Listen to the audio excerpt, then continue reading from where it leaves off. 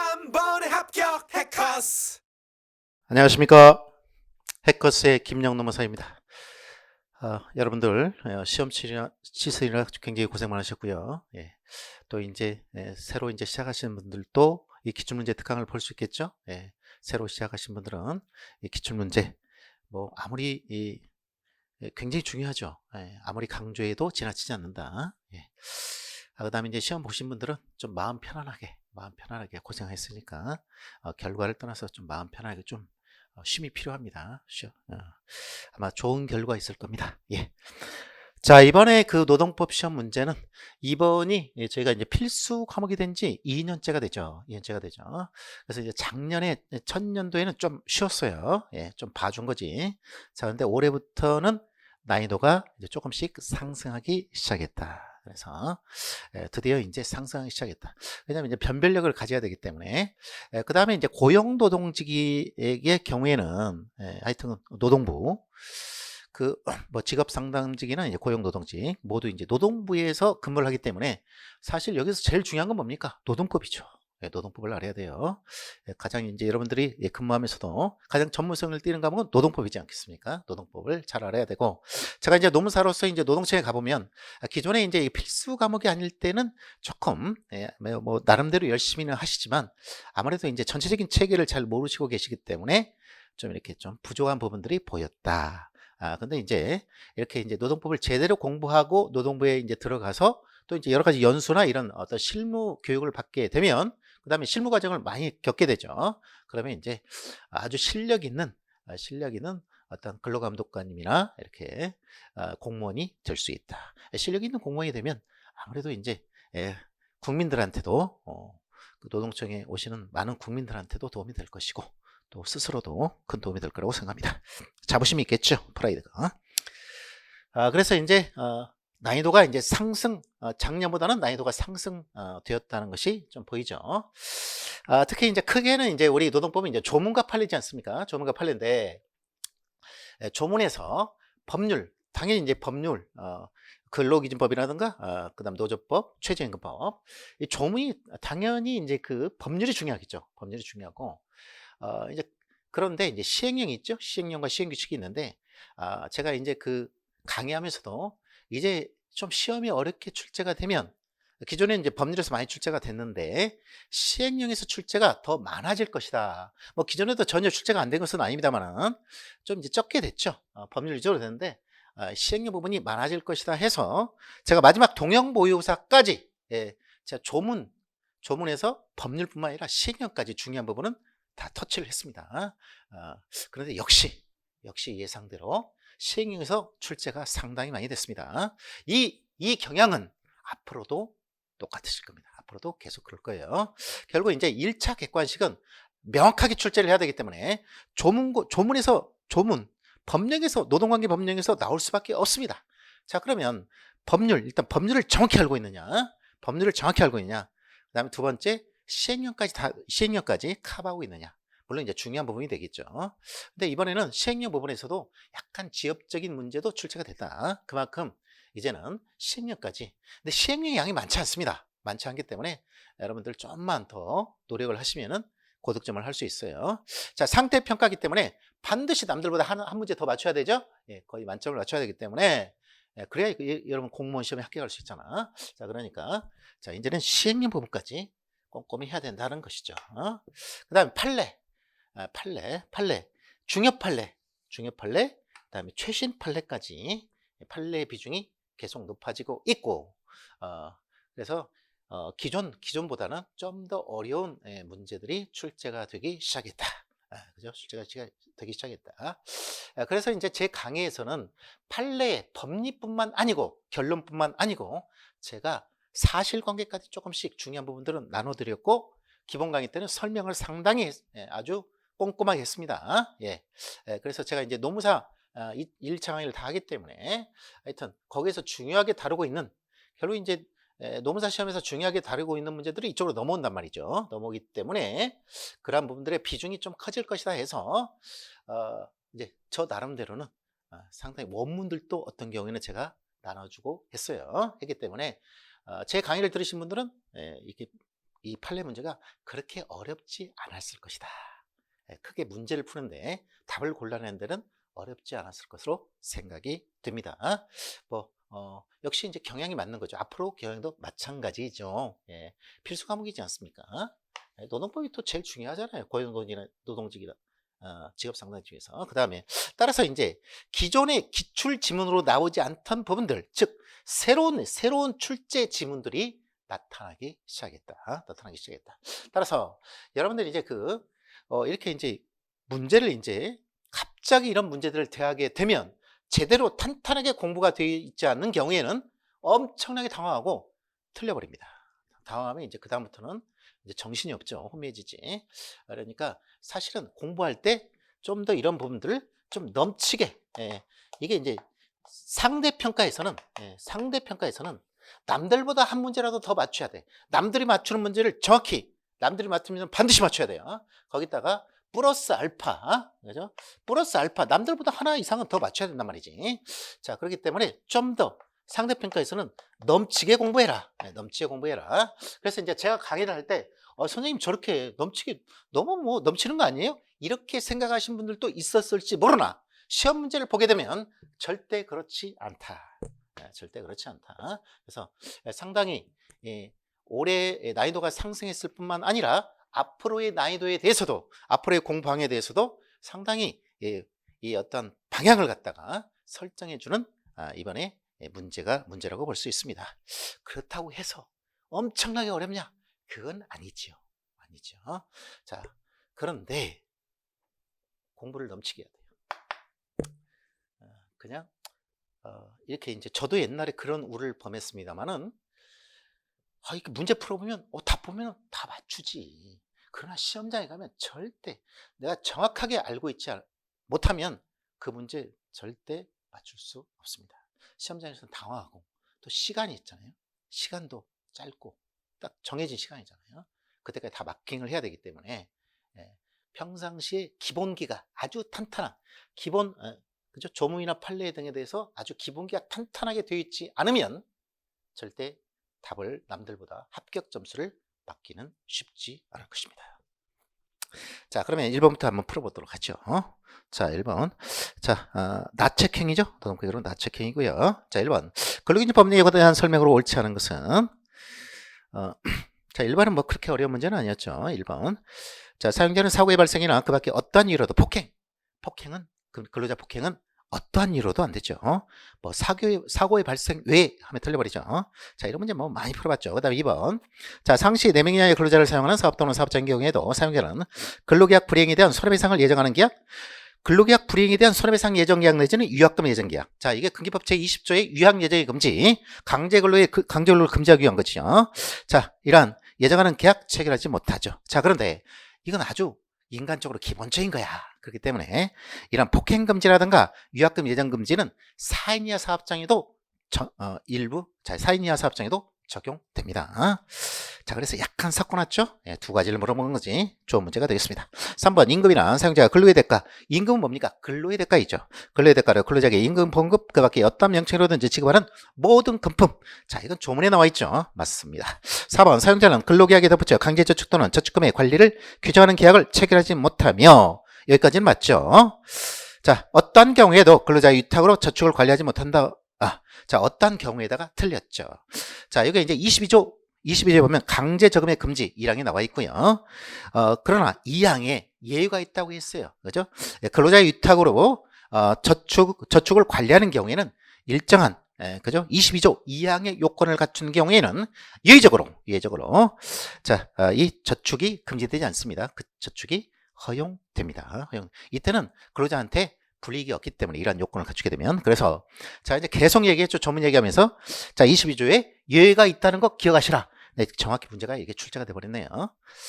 자, 그래서 4번이 정답이 되겠습니다.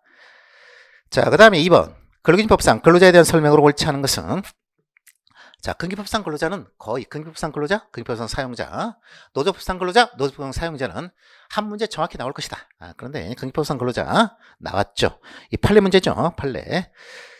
그래서 이제 근기법상 근로자, 우리 이제 판단징표 쭉 봤죠? 자, 1번. 공무원도 임금을 목적으로 근로를 제공하는 근로기준법 수호정의 근로자에 해당한다.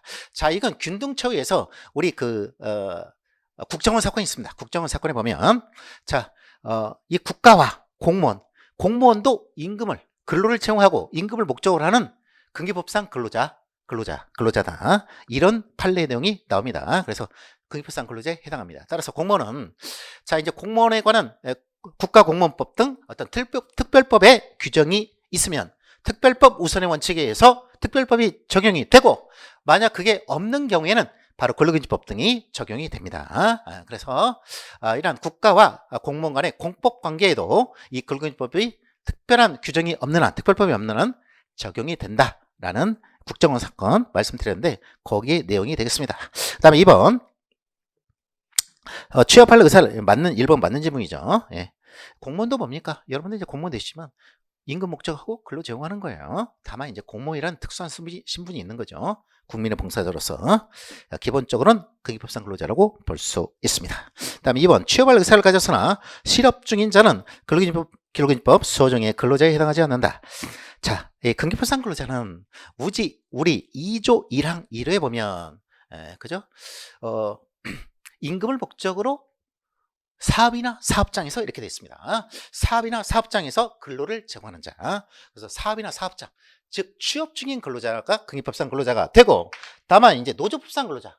그래서 근기법상 근로자는 취업 중인 근로자예요. 취업 중, 그죠? 그래서 사업이나 사업장에 있는 취업 중인 근로자를 말하고, 다만 이제 노조법상 근로자에서는 취업을 하고 있지 않더라도, 물론 취업 중인 근로자는, 근기법상 근로자는 노조상 근로자 노조상 근로자라고 기본적으로 생각하시면 돼요. 예외가 좀 있긴 하지만. 그래서 기본적으로 노조법상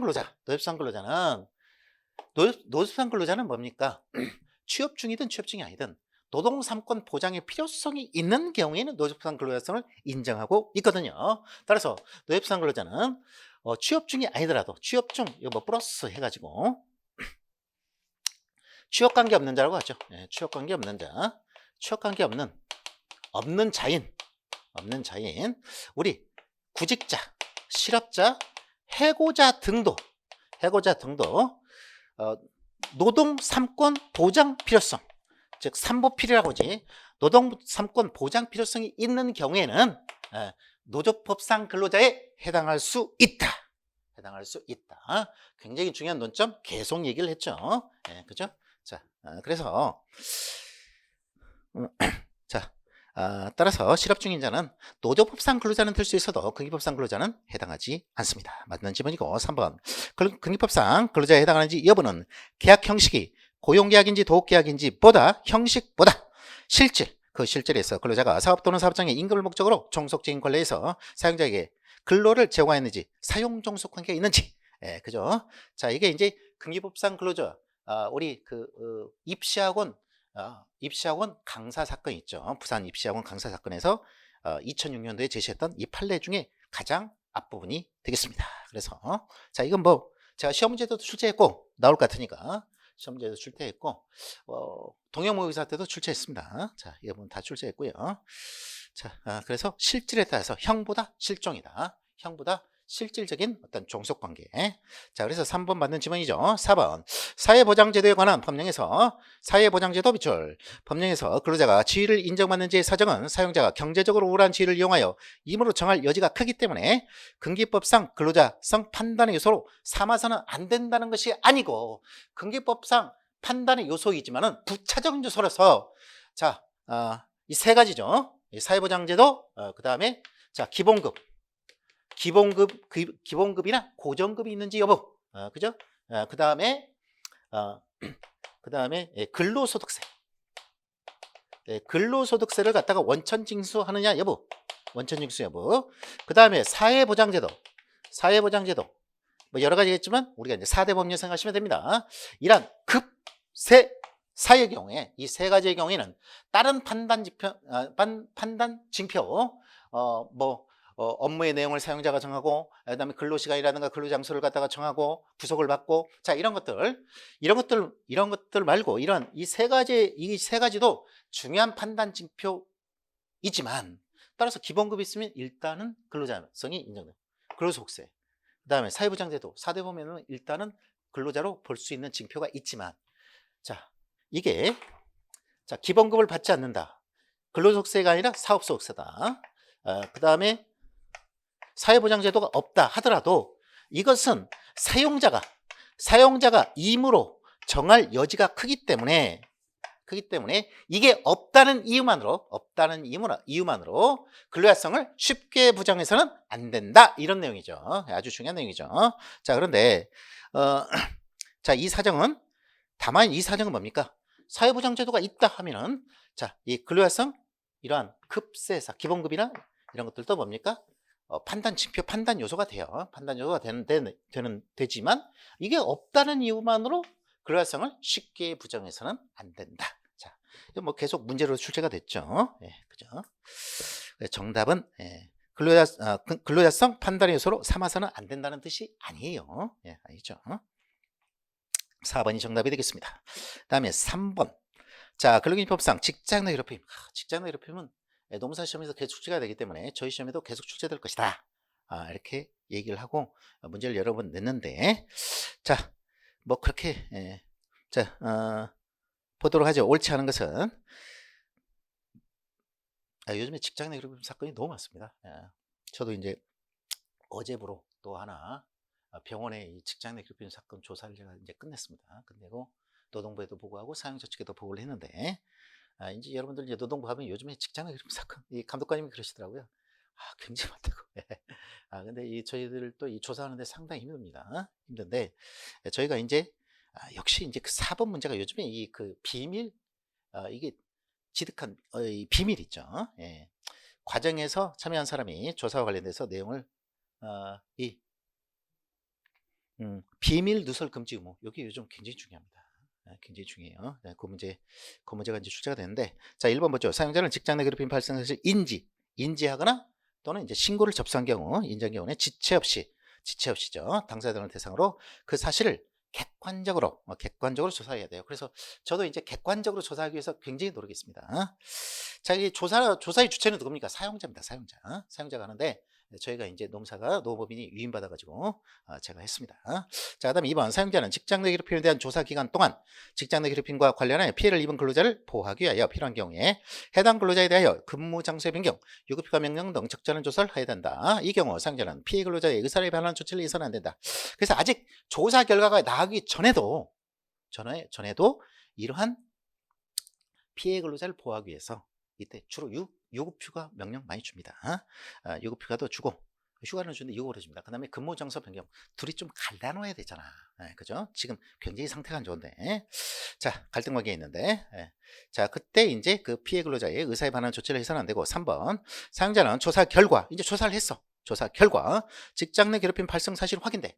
발생 사실을 확인 안 되면 아무 필요가 없어요. 뭐 아무 조치 안 해도 돼요. 근데 보니까 직장 내 괴롭힘이야. 사용자가 해보니까 확인된 때는 지체 없이 행위자, 쉽게 말하면 가해자라고 그러죠. 행위자. 가해자에 대해서는 뭘 해야 됩니까? 징계 내지는 근무 장소의 변경, 그죠? 좀 떨어뜨려야지. 변경 등 필요한 조치를 하여야 한다. 맞습니다. 이 경우 사용자는 징계 등의 조치를 하기 전에 그 조치에 대해 피해 근로자의 의견을 들어야 돼요. 그래서 저도 이거 조사해보니까 직장 내 괴롭힘이더라고. 그래가지고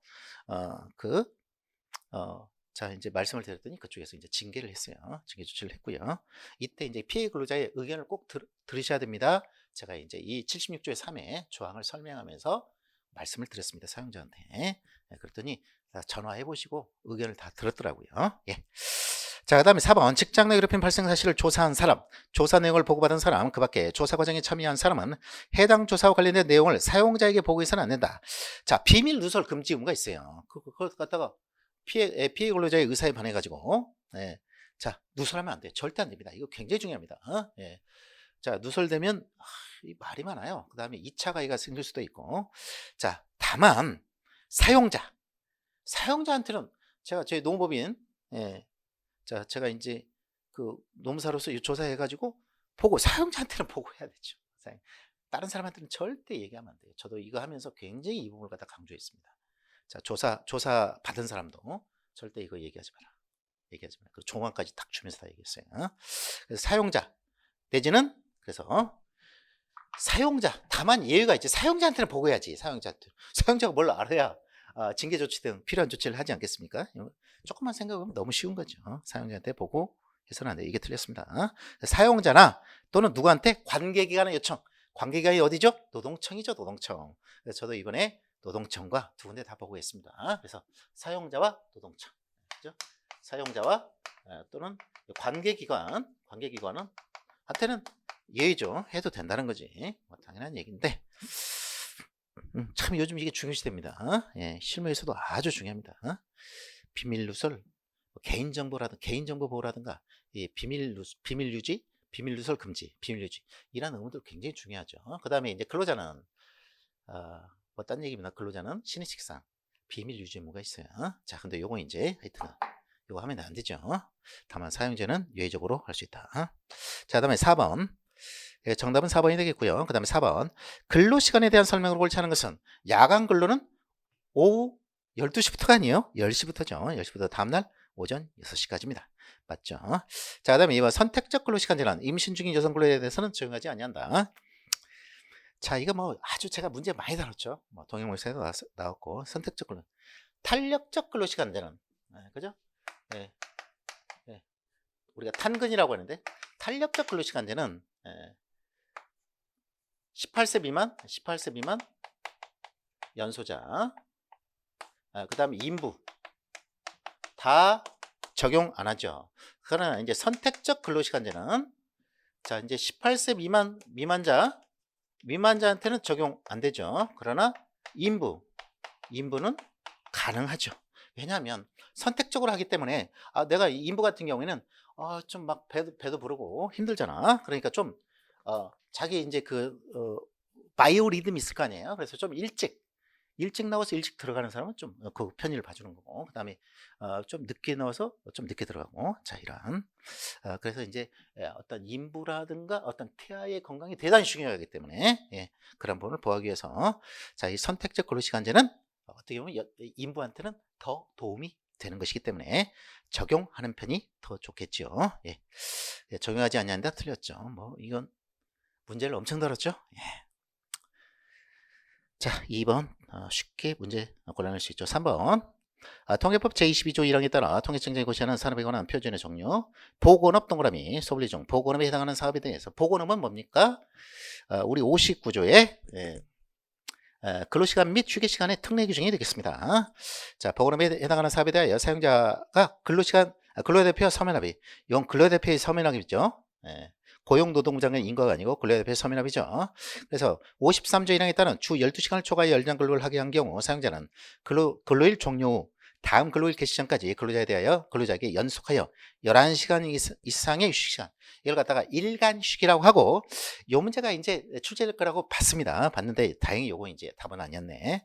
이걸 자, 그래서 요 문제, 그래서 일간휴식 제도가 생겼죠. 그래서 3개월 초과 탄력적 근로시간제. 그 다음에 여기 59조에 12시간을 초과해서 하기 때문에, 그죠? 40시간 더하기 12시간에다가 플러스 알파예요.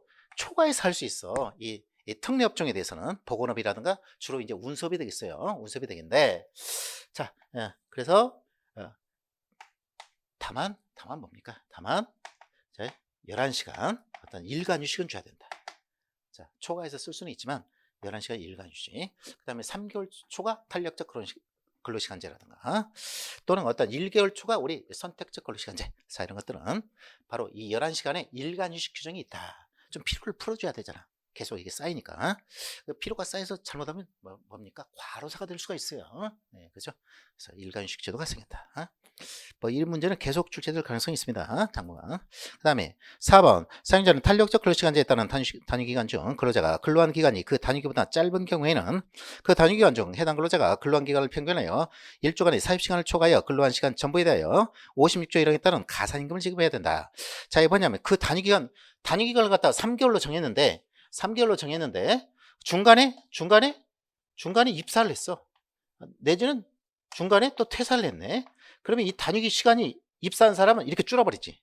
그 다음에 퇴사한 사람은 이렇게 줄잖아. 이렇게 줄면 원래 이제 이 탄력적 근로시간제는 평균 흔들어 가지고 40시간이면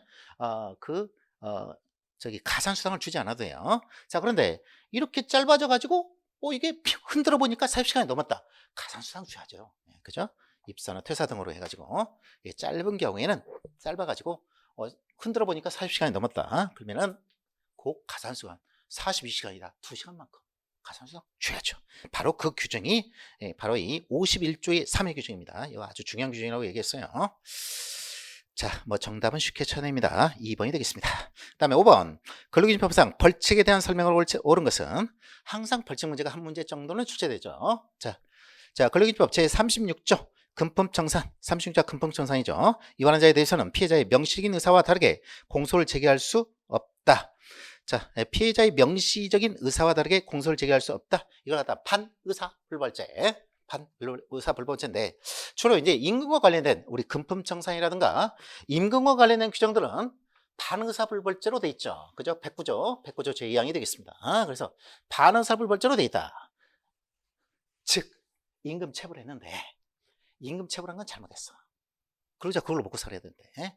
자, 그런데 그게 이제 원래 이 3년 이하의 징역이에요. 이게 3년 이하의 징역이야. 그래서 36조 위반하면 이게 이제 금품청산이죠. 우리 퇴직 시에 전부 다 임금 체불이든 뭐든 금품을 다 청산해야 돼. 금품청산 해야죠. 퇴직했는데 14일 이내 하죠. 14일 이내. 그래서 금품 청산을 해야 되는데 이 금품이 뭡니까? 임금이잖아. 돈이잖아. 돈. 쉽게 말해 돈이야. 돈인데 이걸 안 주고 싶어서 안 줬나? 물론 고의적으로 안 주는 경우도 있지만 어떤 경우? 고의적이 아니라 정말 힘들어가지고 요즘 코로나 때문에 힘들어가지고 못 주는 경우도 있더라. 자, 이런 경우에는 좀 원래 이제 여기에 대해서 3년 이하의 징역이에요. 징역 또는 1천만 원 이하의 벌금이야. 형사처벌이잖아. 이 형사는 원래 고의범인 경우에 처벌합니다. 근데 임금 체불했다고 해서 금품청산 못했다고 해서 전부 고의범으로 볼 수 있느냐? 그래서 이제 반의사불벌죄를 뒀어요. 그래서 일단은 원칙이 처벌하지만 그러나 피해자의 의사, 즉 피해자가 누굽니까? 근로자가 우리가 그걸 갖다가 진정을 갖다가 취한다고 그래. 소취하 내지는 취한다고 그래. 취하면 나는 이 사람한테 형사처벌을 원하지 않는다. 다만 나 돈 받으면 처벌을 원하지 않겠다. 우리 사장님도 나름대로 노력을 했다. 그래서 이 규정이 있지만 그래서 이건 반의사불벌죄로 되어 있습니다. 반의사불벌죄로 되어 있어요. 그래서 이제 대표적인 게 뭐냐면 자, 근기법 제36조 금품청산, 그다음에 43조 뭡니까? 임금지급의 원칙. 그죠? 임금 뭐 직접 전액 해가지고 있죠. 43조. 그다음에 뭐 44조 이쪽에 있고 그다음에 대표적인 게 46조. 휴업수당. 그죠? 휴업수당. 자, 그 다음에 휴업수당 못 준 경우에. 자, 그 다음에, 그 다음에 56조. 이게 이제 대표적인 겁니다. 56조 가산수당. 그죠? 이런 것들. 다 임금과 관련된 거죠? 임금과 관련된 거. 자, 이건 반의사불벌죄. 즉, 피해자가 고소 취하 내지는 진정을 취하게 되면 이 사람은 반드시 처벌을 절대로 못 해요. 피해자의 의사에 반하여 처벌할 수 없습니다. 처벌할 수 없어요. 자, 그래서 피해자의 명시적인 의사와 다르게 공소를 제기할 수 없다. 이게 맞았죠. 옳은 것은. 그래서 검사가 공소권이 있지만 이건 공소권 없으면 됩니다. 못합니다. 자, 그런데 우리가 이제 사기죄 같은 경우에 이제 돈을 받았어. 이게 이제 재물에 관한 죄죠. 그래서 이제 돈을 받았어. 그러면 이제 피해자는 사실 돈 받았잖아. 자, 그런데 그때는 반의사불벌죄가 아니기 때문에 뭐 사기죄 같은 경우에는 반의사불벌죄가 아니기 때문에 그걸 갖다가 취하서를 내더라도 소취하서 이런 걸 내더라도 뭐 고소 취하서 내더라도 그때는 참작 사유가 될 뿐이지 공소권은 있습니다. 그래서 공소 제기를 할지 안 할지는 검사맘이야. 기소 여부는. 그렇죠. 근데 이것은 반드시 취하서 되면 검사가 하고 싶어도 못합니다. 자, 공소를 제기할 수 없다. 1번이 옳은 거에 되어 있어요. 2번. 근로기준법 제43조를 위반한 자에 대해서는 피해자의 명시적인 의사와 다르게 공소를 제기할 수 있다. 검사가 이제 자기 마음대로 공소 제기할 수 있다는 건데, 자, 43조도 반환사불벌죄죠. 임금 지급, 임금에 관한 건지. 그래서 2번 틀렸고 3번. 근로자가 퇴직한 경우 그 퇴직한 때부터 14일 이내에 임금을 지급하지 아니한 사용자에게는 과태료가 아니고 뭐죠? 3년 이하의 징역입니다. 그죠? 임금체불 갖다가 과태료 정도로 하게 되면 우리 사용자들이 밥 먹듯이 위반해 버리겠지. 나 과태료 얼마 물고 말아버려. 자, 그런데 이제 벌금이라든가 이런 3년 이하 징역 이렇게 되면 어떻게 됩니까? 이거 구속될 수 있어요. 실제로 이제 구속된 사례들 수 있습니다. 이게 누적이 돼가지고 또 사람이 많고 하면. 자, 그래서 이렇게 하게 되면 과태료 하게 되면 누가 지키겠어요? 실효성이 안 되지. 다 임금 체불해 버리지. 그러면 임금 못 받은 근로자들은 뭘 먹고 살아갑니까? 그래서 상당히 무겁게 처벌합니다. 3년 이하의 징역 등에 처하게 됩니다. 그리고 과태료가 아니고 자, 3년 이하 징역 등이죠. 그 다음에 형사처벌입니다. 4번. 사용자가 근로자에게 직장 내 괴롭힘을 한 경우 1천만 원 이하의 벌금이 아니죠. 자, 이건 제가 수없이 얘기했어요. 116조 1항과 2항이 신설됐는데 1항에 보면 1항은 사용자가 직장 내 괴롭힘을 한 경우에요. 근로자가 직장 내 괴롭힘을 한 경우에는 처벌 규정은 없습니다. 다만 이제 근로자가 직장 내 괴롭힘을 했다. 그러면 징계 등의 조치를 취하게 되는 것이죠. 그죠? 잘못하면 해고당할 수도 있죠. 자, 그런데 사용자는 징계할 수 없잖아. 사용자가 징계하는 건데. 자, 그래서 사용자가 그러면 직장 내 괴롭힘을 하면 안 되잖아요. 그렇기 때문에 이때는 1천만 원 이하의 벌금은 아니고요. 과태료입니다. 과태료. 계속 과태료라고 그랬어요. 과태료. 자, 그 다음에 나머지 이건 76조 2항을 위반한 거고 76조 3항을 위반한 경우 3항을 위반하는데 3항에 그 2항, 뭐 4항, 5항, 7항 자, 이런 것들은 500만 원 이하의 과태료. 6항, 뭐 신고한 것을 이유로 어떤 해고를 시켜버렸다. 불이익 처분. 요것은 아주 엄격하게 해야 되죠. 그래서 이게 이제 이게 형사처벌이 되겠습니다. 나머지는 76조의 3회 그 6항만 빼놓고는 나머지는 과태료예요. 과태료. 그래서 과태료다. 자, 뭐 이거 출제될 거라고 여러 번 얘기했습니다. 예. 다음에 6번으로 가죠. 여성의 근로에 대한 설명으로 옳지 않은 것은 이 여성, 연소자, 특별보호. 자, 이건 뭐 꼭 한 문제씩 나오죠. 자, 1번 사용자는 18세 이상의 여성을 휴일에 근로시키려면 그 근로자의 동의를 얻어야 된다.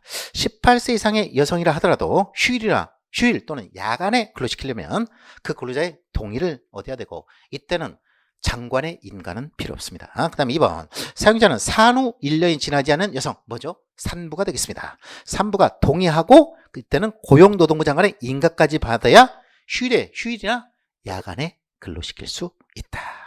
맞죠? 그 다음에 3번 사용자는 산후 1년이 지나지 않은 여성 산부에 대해서는 단체백이 있는 경우라도 1일에 2시간 1주 6시간 1년 150시간을 초과하는 시간의 근로를 시키지 못한다. 뭐 많이 했죠. 그 다음에 4번 사용자는 임신 후 35주에 있는 여성 근로자가 1일 2시간의 근로시간 단축을 신청하는 경우 이를 허용해야 되는데 이때 35주가 아니고 자 이렇게 이제 어떤 인부에 대해서 근로시간 단축을 허용하는 경우는 좀 위험할 때가 12주 이내 그죠? 12주 이내하고 그 다음에 36주 이상이죠. 36주 이상. 그래서 12주 이내하고 36주가 넘어야 돼. 36주, 37주. 요 중간에 있는, 12주 넘어가지고 이제, 그 다음에 중간에 있는 35주의 경우에는, 이 규정이 적용되지 않습니다. 따라서 꼭 허용해야 될 의무는 없습니다. 예, 그죠? 허용하여야 한다. 틀렸죠? 35주? 아니죠? 자, 정답은 4번이 되겠습니다. 7번. 자, 대통령으로 정하는 업무에 해당하지 않는 것은 밑줄친. 자, 근로기준법은 업무의 성질에 비추어 업무 수행 방법을 근로자의 재량에 위임할 필요, 재량의 동그라미, 재량에 위임할 필요가 있는 업무. 이게 뭡니까? 재량 업무입니다. 그죠? 재량 업무로서 대통령으로 정하는 업무. 자, 이게 시행령이 나와 있죠. 시행령. 업무는 사용자가 근로자 대표의 서면 합의로 정한 시간을 근로한 것으로 본다. 그래서 이제 재량 근로 업무가 되겠죠. 자, 이것은 시험에 계속 출제가 됐고 동영문서에도 제가 이거 출제했습니다. 그래서 이 재량근로 업무 출제될 거다. 이게 이제 그 노무사 시험에 또 작년에 출제가 됐습니다. 그래서 출제될 거다 했는데 또 이 기존에 기출된 적이 있죠. 자, 1번 건설업에서의 관리 감독 업무는 아니죠. 건설업 없었죠. 보통 이제 재량근로 업무는 좀 창의적이거나 또는 이제 전문적인 업무, 그 다음에 뭐 그런 업무들이 되겠어요. 예. 자, 그런 것들은 그냥 좀 내버려 두는 게 됐지. 근로시간 꽉 짜여놓고, 그냥 막, 시키면 이게 이제 창의가 되겠습니까? 그래서, 창의적인 뭐 연구 업무라든가 뭐 전문적인 업무들이 되겠어요. 자, 그래서 2번 출판 사업에서의 편집 같은 거. 그 다음에 상당히 창의성이 요구되죠. 그 다음에 정보 처리 시스템의 분석이나 설계 업무, 그 다음에 인문사회과학 분야의 연구 업무. 자, 이런 것들은 자, 재량 근로 업무가 되겠고요. 1번은 쉽게 문제 찾을 수 있죠. 건설업에서의 관리 감독 업무는 아니다. 건설업에서 관리 감독 업무가 창의적 업무입니까? 아니죠. 그래서 이제 자, 그래서 이제 뭐 연구 업무 또는 설계 분석 업무 또는 이제 취재 편성 편집 업무 또는 디자인 또는 고안 업무. 그 다음에 방송 프로그램, 영화 제작 사업에서 프로듀서나 감독 업무. 자, 영화 감독이에요. 영화 감독. 굉장히 창의적이죠. 다시 컷하고 다시 해.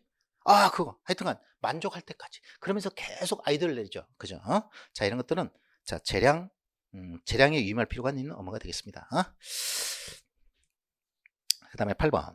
그러면 임금에 관한 설명으로 옳은 것만을 뭐도 그러면 옳은 것만이죠. 동그라미. 자, 이제 이런 문제들이 자꾸 많아질 수 있어요. 자, 옳은 것만을 모두 고른 것은 틀린 것만을 모두 고르면. 자, 이런 문제는 하나라도 지문을 갖다가 모르면 틀릴 수 있죠. 근데 저희 시험에서는 다행히 지금 기역, 니은, 디귿, 리을인데 두 개만 지문이 그죠? 딱 두 개. 두 개를 골라라는 거예요. 두 개. 이거 세 개 골라라, 네 개 골라라 하면 골치 아파버리죠. 근데 앞으로는 그렇게 나올 수도 있어요. 그래서 좀 이제 이게 초창기다 이거야. 초창기다 이거니까 좀 더 쉽게 냈어요. 네. 자, 뭐 두 개만 옳은 것 두 개만 골라라. 그러면 곤란할 수 있죠. 자, 1번 기억번 보겠습니다. 사용자는 도급이나 그 밖에 이에 준하는 제도로 사용하는 근로자에게 근로 성과에 따라 이게 틀렸지. 작년에도 이제 단시간 근로자에서 그죠? 근로 시간에 따라인데 근로 뭐 업무 성과에 따라서 그 문제가 답이었잖아요. 자, 여기서는 여기 뭡니까? 도급 근로자예요. 도급 근로자. 제 47회 도급 근로자.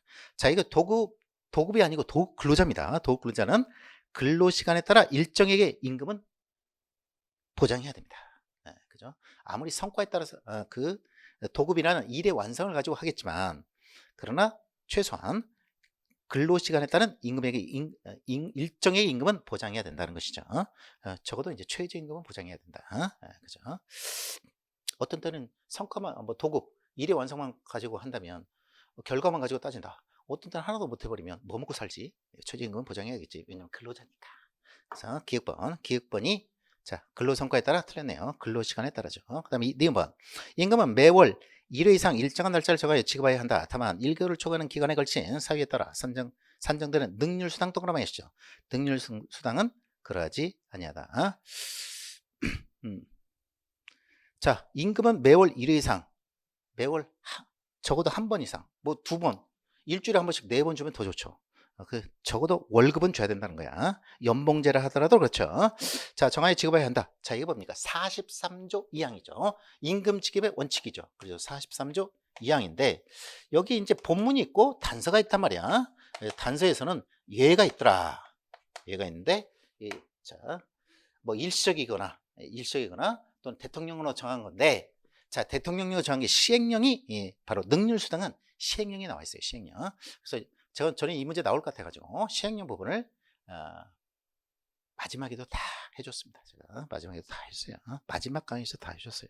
예, 조문 마지막 시간에 동영 모의고사 시간에도 모의고사는 풀지 않고요. 그럴 것 같아요. 아직 이 노동법에서는 뭐 앞으로도 일단 조문이 7, 80% 먹고 들어간단 말이야. 자, 그러면 문제를 막 푸는 것도 중요하지만 그 문제가 다 나온다는 보장이 없지 않습니까?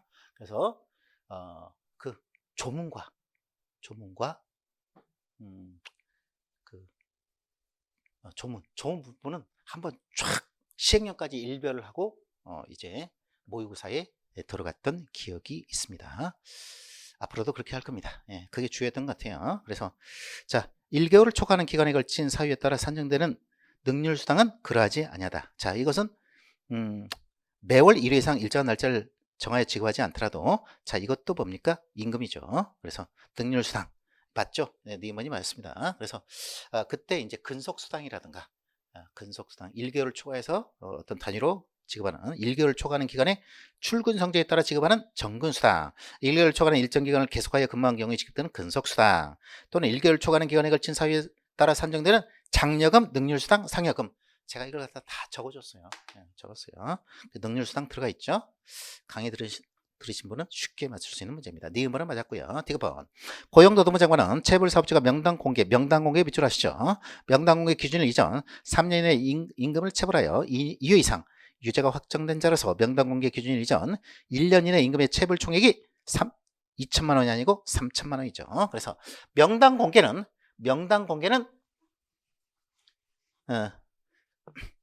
3, 2, 1, 3이라고 했어요. 그 다음에 자료 제공, 정보 자료 제공은 3, 2, 1, 2라고 했어요. 그래서 여기서 계속 출제가 되고 있죠. 이게 3천만 원 이상, 2천만 원 이상이 되겠습니다. 예. 그래서 뭐 그거 나왔고 그 다음에 뒤에 2천만 원 이상인 경우에는 3천만 원이죠. 그 다음에 체불 사업주가 사망한 경우에는 인적사항 공개하지 않습니다. 실효성이 없어요. 지금 체불 사업주를 갖다가 압박을 해가지고 명단 공개에서 압박을 해가지고 뭡니까? 돈 임금 체불 해소하려고 하는 건데 죽어버렸어. 그럼 뭐 이거 실효성 없잖아요. 그죠? 자, 이런 경우에는 사망한 경우에도 그 인적 사항을 공개할 수 있다? 아니죠. 자, 사망한 경우 공개할 필요 없습니다. 예.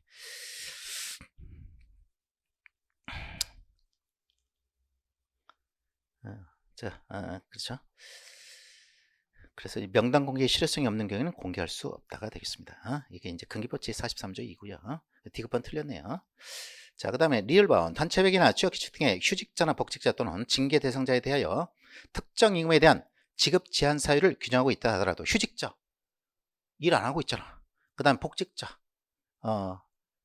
그죠? 일을 안 하다가 이제 복직한 거지. 자, 그 다음에 징계 대상자 뭔가 근로자의 규칙 사유가 있잖아. 네, 그런 자, 이런 경우는 뭡니까? 해당 근로자의 개인적인 특수성이죠. 개인적인 특수성이지.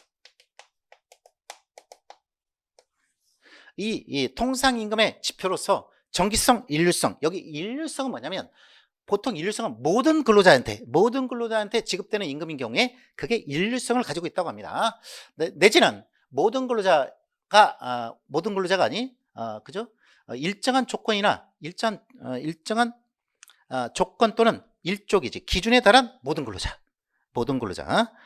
근로자에게 지급하는 임금. 자, 지급하는 임금. 일정한 조건에 달한 모든 근로자에게 지급하는 임금. 그게 일성인 거지. 개인적인 특성, 휴직자, 그죠? 어떤 징계 대상자 이런 개인적인 특성의 특성은 그죠? 이 개인적인 특성성 가지고 뭐 임금을 적게 주거나 임금을 지급하지 않은 경우, 자, 이건 일률성을 부정할 요건이 되지 않습니다. 이게 판례 입장이고요. 자, 그래서 뭐 당연한 거죠. 그래서 해당 근로자의 개인적인 특성을 고려하여 그 임금 지급 제한을 하고 있는 것에 불과하다. 이 규정을 넣은 게 그죠? 개인적인 특성을 고려하여 제한을 하고 있는 게 불과하다. 그래서 정상적인 근로관계를 유지하는 근로자에 대하여 그 임금의 일률성을 부정할 것은 아니다. 그래서 이러한 규정이 있다고 해가지고 정상적인 근로자, 모든 근로자들한테 일률성을 부정할 게 없다. 이런 사람에 대해서 제한한다는 규정이 있다고 해가지고 그 임금에 대해서 일률성을 부정해가지고 통상임금에서 빼버린다. 이건 안 된다는 거죠. 그죠? 자, 그래서 요 판례는 조금 이렇게 생소한 지문이 되겠습니다. 생소한 지문이 되는데, 생소한 지문이죠. 되는데, 요거 이제 그 2013년도 우리 전원합의체 판결의 내용입니다. 2013년 12월 18일 이 전합 판결 아주 제일 유명하죠. 이 전합 판결의 내용이 되겠습니다. 거기서 하나 뽑아온 것 같아요. 뭐 그렇게 글쎄요. 조금 이렇게 굉장히 뭐 중요한 지문은 아니에요. 그러니까 약간 이제 좀 어렵게 하려고 했던 것 같아. 좀 틀리게 하려고 했던 것도 같고.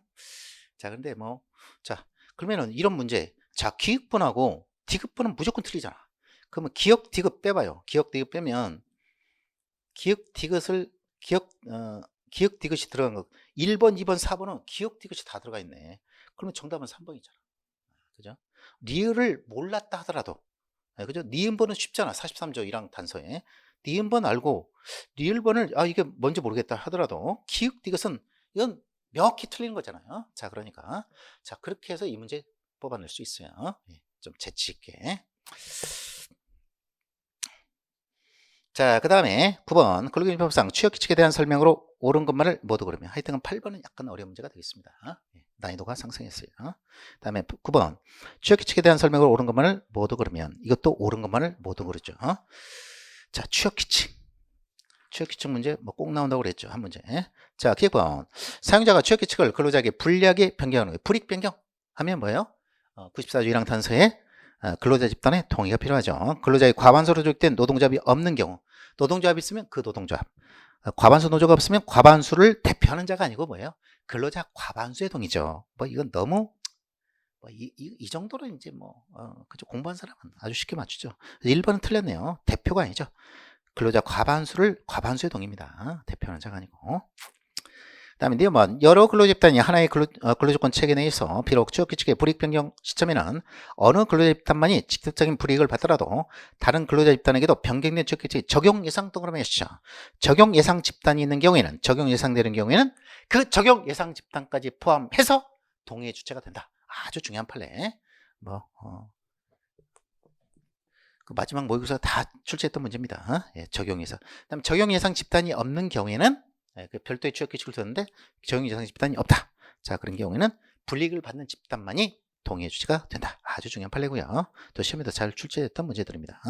니은번은 쉽게 고를 수 있죠. 공부한 사람은 다 맞출 수 있어. 니은번 맞고 동그라미. 자, 디귿번 변경된 취업규칙 중 일부가 종전의 근로조건을 불이익하게 변경하였고, 자, 종전의 근로조건을 불이익하게 변경했어요. 자, 불이익 변경하면 뭐죠? 근로집단의 동의를 받아야 되죠. 이에 대해 종전 근로조건 또는 취업규칙에 적용을 받고 있던 근로자의 집단적 의사결정 방법에 의한 동의를 얻지 못했다. 동의 얻지 못하면 뭐죠? 원칙 무효.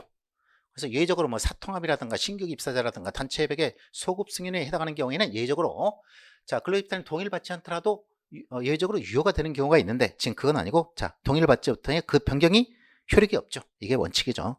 자, 효력이 없다. 여기까지 봤죠? 없는 경우라면 비록 이와 대가관계나 연계성이 없는 여기다 발표하시죠. 대가관계나 연계성이 없는 변경된 다른 부분. 자, 요 근로조건과 이 근로조건과 자, 이런 어떤 A라는 근로조건이 있어요. 자, 근데 여기에는 전혀 연계성이나 대가성이 없어. 그러니까 완전히 별개라는 거지. 별개의 근로조건이 이제 별개의 근로조건이죠. 별개의 근로조건. 자, 연계성이 없는 변경된 다른 부분의 경우에 종전의 근로조건을 불이익하게 변경한 것이 아니라 하더라도 자, 그러니까 이건 뭐냐면 이건 불이익 변경을 안 한 거예요. 자, 근데 이건 불이익 변경이야. 둘 사이에는 아무런 연관계가 없어요. 그러면 완전히 단절됐지. 완전 별개야, 별개면 자, 이건 불이익 변경이니까 어떻게 됩니까? 집단적 동의를 받아야 되죠. 만약 동의받지 않으면 무효가 되죠. 무효가 되고 불이익 변경이 아닌 경우에는 동의받을 필요 없죠. 이때는 의견 청취로 되잖아. 그죠? 의견 청취로 되고 동의받지 않더라도 뭡니까? 동의받지 않더라도 자, 이건 유효하게 되죠. 유효하게 돼요. 그럼 의견 청취 받지 않으면 어떻게 되냐? 이것도 유효하죠. 이거 단속 규정이니까. 그러나 이 동의는 효력 규정이 됩니다. 효력 규정이기 때문에 받지 않으면 무효가 됩니다. 근데 자, 불이익한 변경이 아니라는 거지. 다시 말해서 유리한 변경이라는 거지. 자, 예를 들어 봅시다. A가 자, 이건 상여금을 갖다가 자, 500%에서 500%를 주다가 요즘에 너무 어려워졌네. 300%로 갖다가 인하를 했어요. 자, 이건 불이익 변경이죠. 동의받지 않으면 기존의 근로자한테는 500%가 적용됩니다. 300%가 아니야. 자, 근데 B에서는 뭐냐면 자, 휴가. 자, 휴가를 기존에 3일에서 특별 휴가라고 합시다. 우리 연차 휴가 말고 또 휴가 주는 경우 많아요. 특별 3일에서 이걸 갖다가 7일로 늘렸어. 자, 이건 불이익 변경 아니죠. 그 다음에 둘 사이에 상여금 주는 거하고 상여금 낮춘 거하고 휴가 더 주는 거하고 뭔 상관이 있죠? 아무런 상관이 없지. 아무런 상관이 없어요. 그렇기 때문에 이거 놀리는 거. 자, 이런 경우는 동의받을 필요 없죠? 동의받지 않더라도 뭐예요? 유효하죠. 동의받을 필요 없죠, 이거. 자, 그래서 동의가 필요 없는 거지. 그죠? 그래서 이렇게 연계성이 없는 다른 부분은 자, 그 변경은 무효가 아니고 유효가 되겠습니다. 무효로 봐야 된다. 유효로 봐야 된다. 자, 그런데 이런 경우가 있습니다. 자, 이거 이제 완전히 상여금과 휴가, 이거 완전히 별개의 그냥 두 개의 근로조건이 아주 연계성이 없는 별도의 근로조건이 갖다가 이제 바뀐 경우에는, 자, 이때는 각각 불이익 변경을 판단해 가지고, 자, 불이익 변경이면 그쪽에 A가 불이익 변경이면 동의받고, 그다음 B가 불이익 변경이 아니면 동의받을 필요 없는 거예요. 각각 근로조건별로 각각 판단합니다. 각각 판단하는데 불이익 변경을. 자, 그런데 이런 경우가 있어요. 이런 경우가 있죠. 자, 하나의 근로조건이에요. 하나의 근로조건인데 여기를 구성하는, 근로조건을 구성하는 요소가 두 개 이상인 경우가 있습니다. 근데 근로조건은 하나야. 예를 들어서 퇴직금은 어떤 1년 이상, 계속 근로기간이 1년 이상인 사람이 이게 30일분 이상의 평균임금을 주죠. 그죠? 예, 그죠? 그래서 평균임금. 그래서 이제 어떤 평균임금, 기초. 예를 들어서 이제 누진제라고 보면 기초임금 플러스 누진율이 돼요. 평균임금 플러스, 그죠? 여기, 우리 이제 30일분 이상, 30일분이라고 합시다. 이게 이제 보통, 통상이죠. 자, 그런데 회사가 좋은 데는 이 기초임금을 더해요. 기초임금이 이제 평균임금보다 낮을 수는 있어. 평균임금일 수는 있고, 누진율. 근속기간이 길게 되면 누진율을 갖다가 40일, 50일 줘요. 네? 근속기간이 이제 많을수록. 자, 이런 누진이 있어요. 자, 그런데, 자, 이건 뭡니까? 둘 다 요소일 뿐, 요건 근로조건 그 자체가 아니에요. 근로조건 자체가 아니고, 요게 근로조건이지, 퇴직금이라. 그래서 기초임금은 내려갔어. 근데 누진율은 올라갔다. 자, 이런 경우에는 퇴직금이라는 근로조건은 어떻게 판단하느냐? 종합적으로, 이 두 가지를 봐가지고, 종합적으로 판단합니다. 종합적으로 판단해요. 자, 그래서 이런 경우에는 뭐냐면, 이 퇴직금과 누진율은 연계성이 있어요, 연계성, 대가성과 연관성이 있어요. 자, 예를 들면 기초임금을 낮추는데, 자, 근로자가 기초임금 낮춰. 그러면 야, 누진율은 좀 높아야 그죠? 자, 그런데 이 기초임금은 조금만 내려가고 누진율은 확 올라갔어. 그러면 종합적으로 하면 퇴직금이 어떻게 되겠어요? 근로조건이 더 좋아지겠지. 이것은 불이익 변경이 아니죠. 자, 그런데 기초임금은 많이 내려가고 누진율은 조금만 올라갔어요. 그리고 종합적으로 따져버리니까 퇴직금이 더 내려가 버리네. 이 근로조건이 퇴직금을 받는 이 조건, 근로조건이 내려가 버리네. 그러면 이제 종합해서, 자, 이 경우에는 불이익 변경이 아니고 이 경우는 불이익 변경이 됩니다. 그죠? 그래서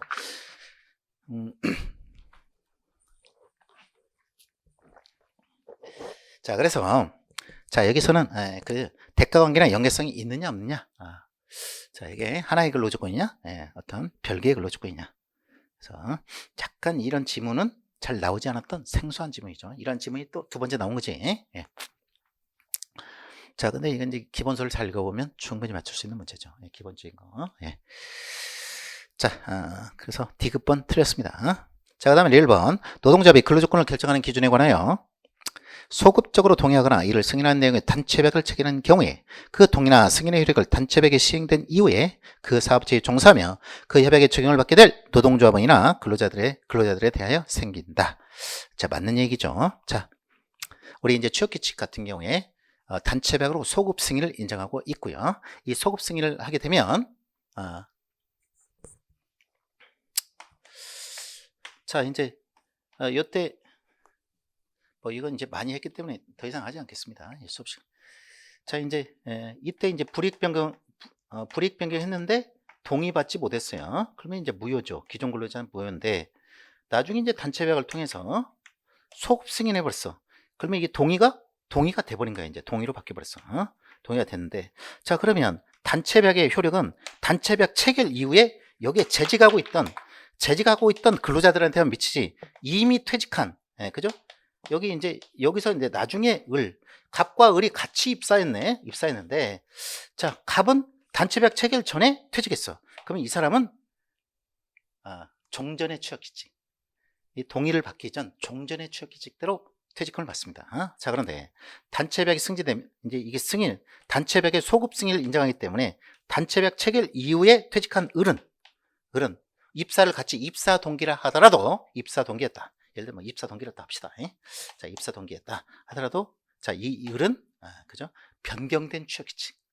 예, 동의를 받은 걸 봐버려요. 변경된 취업 규칙에 의해서 자, 퇴직금을 받게 되죠. 그래서 이 사건은 변경되기 전에는 누진제였고요. 그 다음에 단수제였습니다. 누진제가 아까 봐요. 누진제가 30일보다는 40일, 50일 받는 게 더 많겠지. 자, 그래서 자, 그랬을 때 퇴직한 근로자 이 사람은 누진제로 하고 여기는 이제 단수제로 가는 거예요. 그래서 퇴직자에게는 미치지 않습니다. 자, 이것은 퇴직자에게 미치지 않는 것은 단체백의 효력 때문에 그렇습니다. 단체백 효력은 단체백에 체결된 이후에 재직한 근로자한테만 미쳐요. 자, 리을은 맞는 지문이죠. 그래서 니은, 니을이 맞는 지문이 되겠다.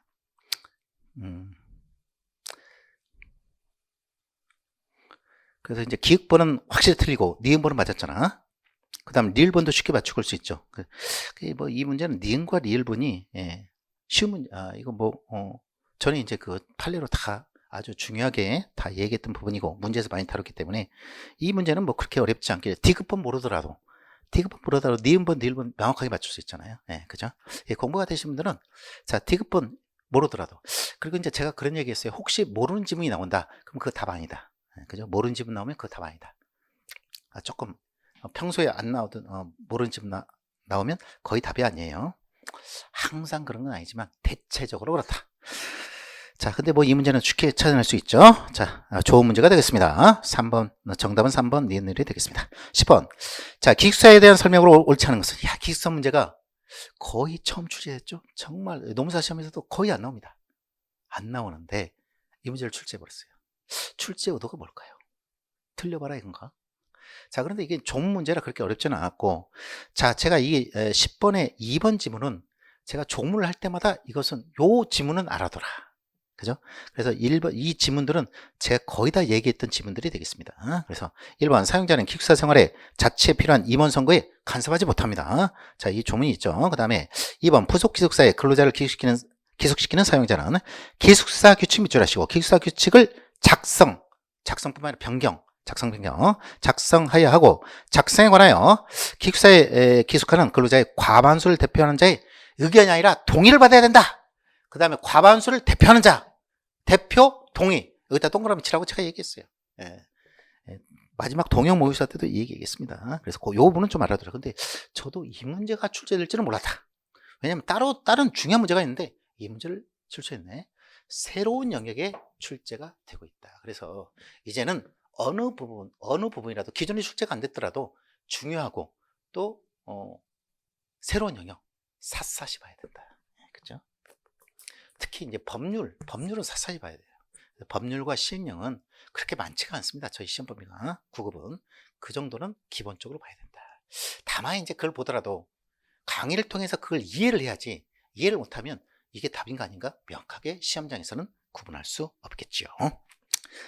자, 그래서 이제 동의 2번, 그 다음 3번, 2번이 틀렸고요. 3번, 사용자는 부속 기숙사에 대해 근로자의 건강 유지, 사생활의 보호 등은 조치해야 되겠죠. 4번, 근로감독관은 기숙사를 현장 조사하고 장부와 서류의 제출을 요구할 수 있는 사용자 권리에 신문할 수 있다. 기숙사뿐만 아니라 부속 건물, 그 다음에 하여튼 본부, 사업장이나 기숙사 다 이 현장 조사권이, 근로감독관이 이런 현장 조사권이라든가 장부 제출권이 다 있죠. 신문권도 있고. 자, 그 다음에 11번이 되겠습니다. 자, 노조법상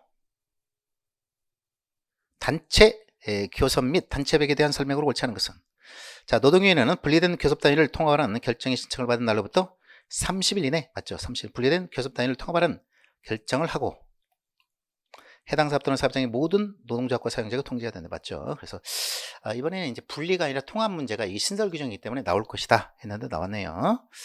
자, 그 다음에 뭐 30일 부분에 대해서도 동영 모의사에서도 30일 부분을 한번 얘기를 했던 것 같아요. 지문으로 나와가지고. 그 다음에 2번 국가 및 2번은 갖다가 노력해야 된다. 지문이 되겠죠. 그 다음에 3번 노동조합 또는 사용자 교섭 단위를 분리하여 교섭하려는 경우, 자, 뭐 분리나 통합이죠. 교섭하는 경우 사용자가 교섭 요구 사실을 공고한 경우에는, 자, 교섭대표 노동조합 이 결정되기 전에 노동위원회 교섭 단위를 분리하는 결정을 신청해야 된다.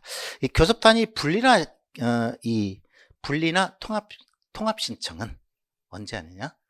교창단 절차에 교섭 창구 단일화 절차가 들어가게 되면 그때는 이게 정지돼 버려요. 그래서 들어가기 전에, 그래서 신청은 언제 하냐면 그 교창단 절차 들어가기 전에, 즉 교섭 요구 사실 7일 동안 공고하죠. 교섭 요구 사실 공고 전 내지는 공고 전에, 그때 이제 분리 신청이나 통합 신청을 하는 거고, 아니면은 대표 노조가 결정된 다음에, 대표 노조가 결정된 후에죠. 그래서 결정되기 전이 틀렸어요. 결정된 후에 해야 되겠죠. 교창단을 방해하면 안 돼요. 3번. 자, 이것도 뭐 다 문제와 모의고사에 다 냈던 문제죠. 뭐 어렵지 않은 문제입니다. 그 다음에 4번. 단체백의 유예기간은 3년을 초과하는 범위에서 노사가 합의하에 정할 수 있다. 자, 이게 32조 1항이죠. 1항 3년으로 바뀌었죠. 자, 정답은 3번이 되겠습니다. 그 다음에 12번. 노조법상 단체 교섭에 대한 설명으로 옳지 않은 것은 일반적으로 구성원인 근로자의 노동조건 기타 근로자의 대우에 관한 사항. 자, 이게 뭡니까? 개별적 근로조건이죠. 자, 사용자가 처벌할 수 있는 사항, 단체 교섭의 대상. 단체 교섭의 대상, 의무적 교섭사항은 개별적 근로조건, 그 다음에 집단적 노사관계에 관한 사항도 된다고 그랬어요. 사항으로서 사용자가 처분할 수 있는 사항. 개집처분. 자, 그 다음에 2번. 정리하거나 사업 조직의 통폐합 등 기업의 구조조정 실시 여부는, 자, 경영주체한 고도의 경영상 결단에 속하는 사항으로서 이건 단체 교섭의 대상이 아니죠. 의무적 교섭상은 아니죠. 다만 임의적 교섭상은 될 수 있습니다. 그래서 이건 뭐 아주 중요한 지문이 되겠습니다. 뭐 수도 없이 많이 했고요. 그 다음에 3번. 파업 중이라는 사정은 사용자가 단체 교섭을 거부할 만한 정당한 이유가 되지 않죠. 자, 이것도 뭐 모의고사에서 다 다뤘던 문제죠. 그래서 파업 이 쟁행위는 단체 교섭을 촉진하는 수단이에요. 그러니까 단체 교섭을 했는데 이게 결렬이 됐어. 이게 도대체 자기가 이번에 좀 임금 좀 올려달라고 하니까 도대체 뭐 요지부동이야. 결렬되니까 이제 뭐 그죠? 조찬 뭐 조정이라든가 찬반투표 절차를 거쳐가지고 자 이제 파업으로 들어가는 거죠. 파업은 뭡니까? 야, 우리말 좀, 주장관철이죠. 야, 우리말 좀 들어줘. 그래서 야, 우리말 좀 들어줘서 다시 단체 교섭을 갖다가 빨리 해라. 다시 우리말 들어가지고 야, 10% 인상해달라고 하는데 10%에 맞춰가지고 좀 같이 또 다시 만나서 해보자. 근데 얘들이 요지부동이야. 그러니까 파업에 들어가 보는 거지. 압박을 하는 거지.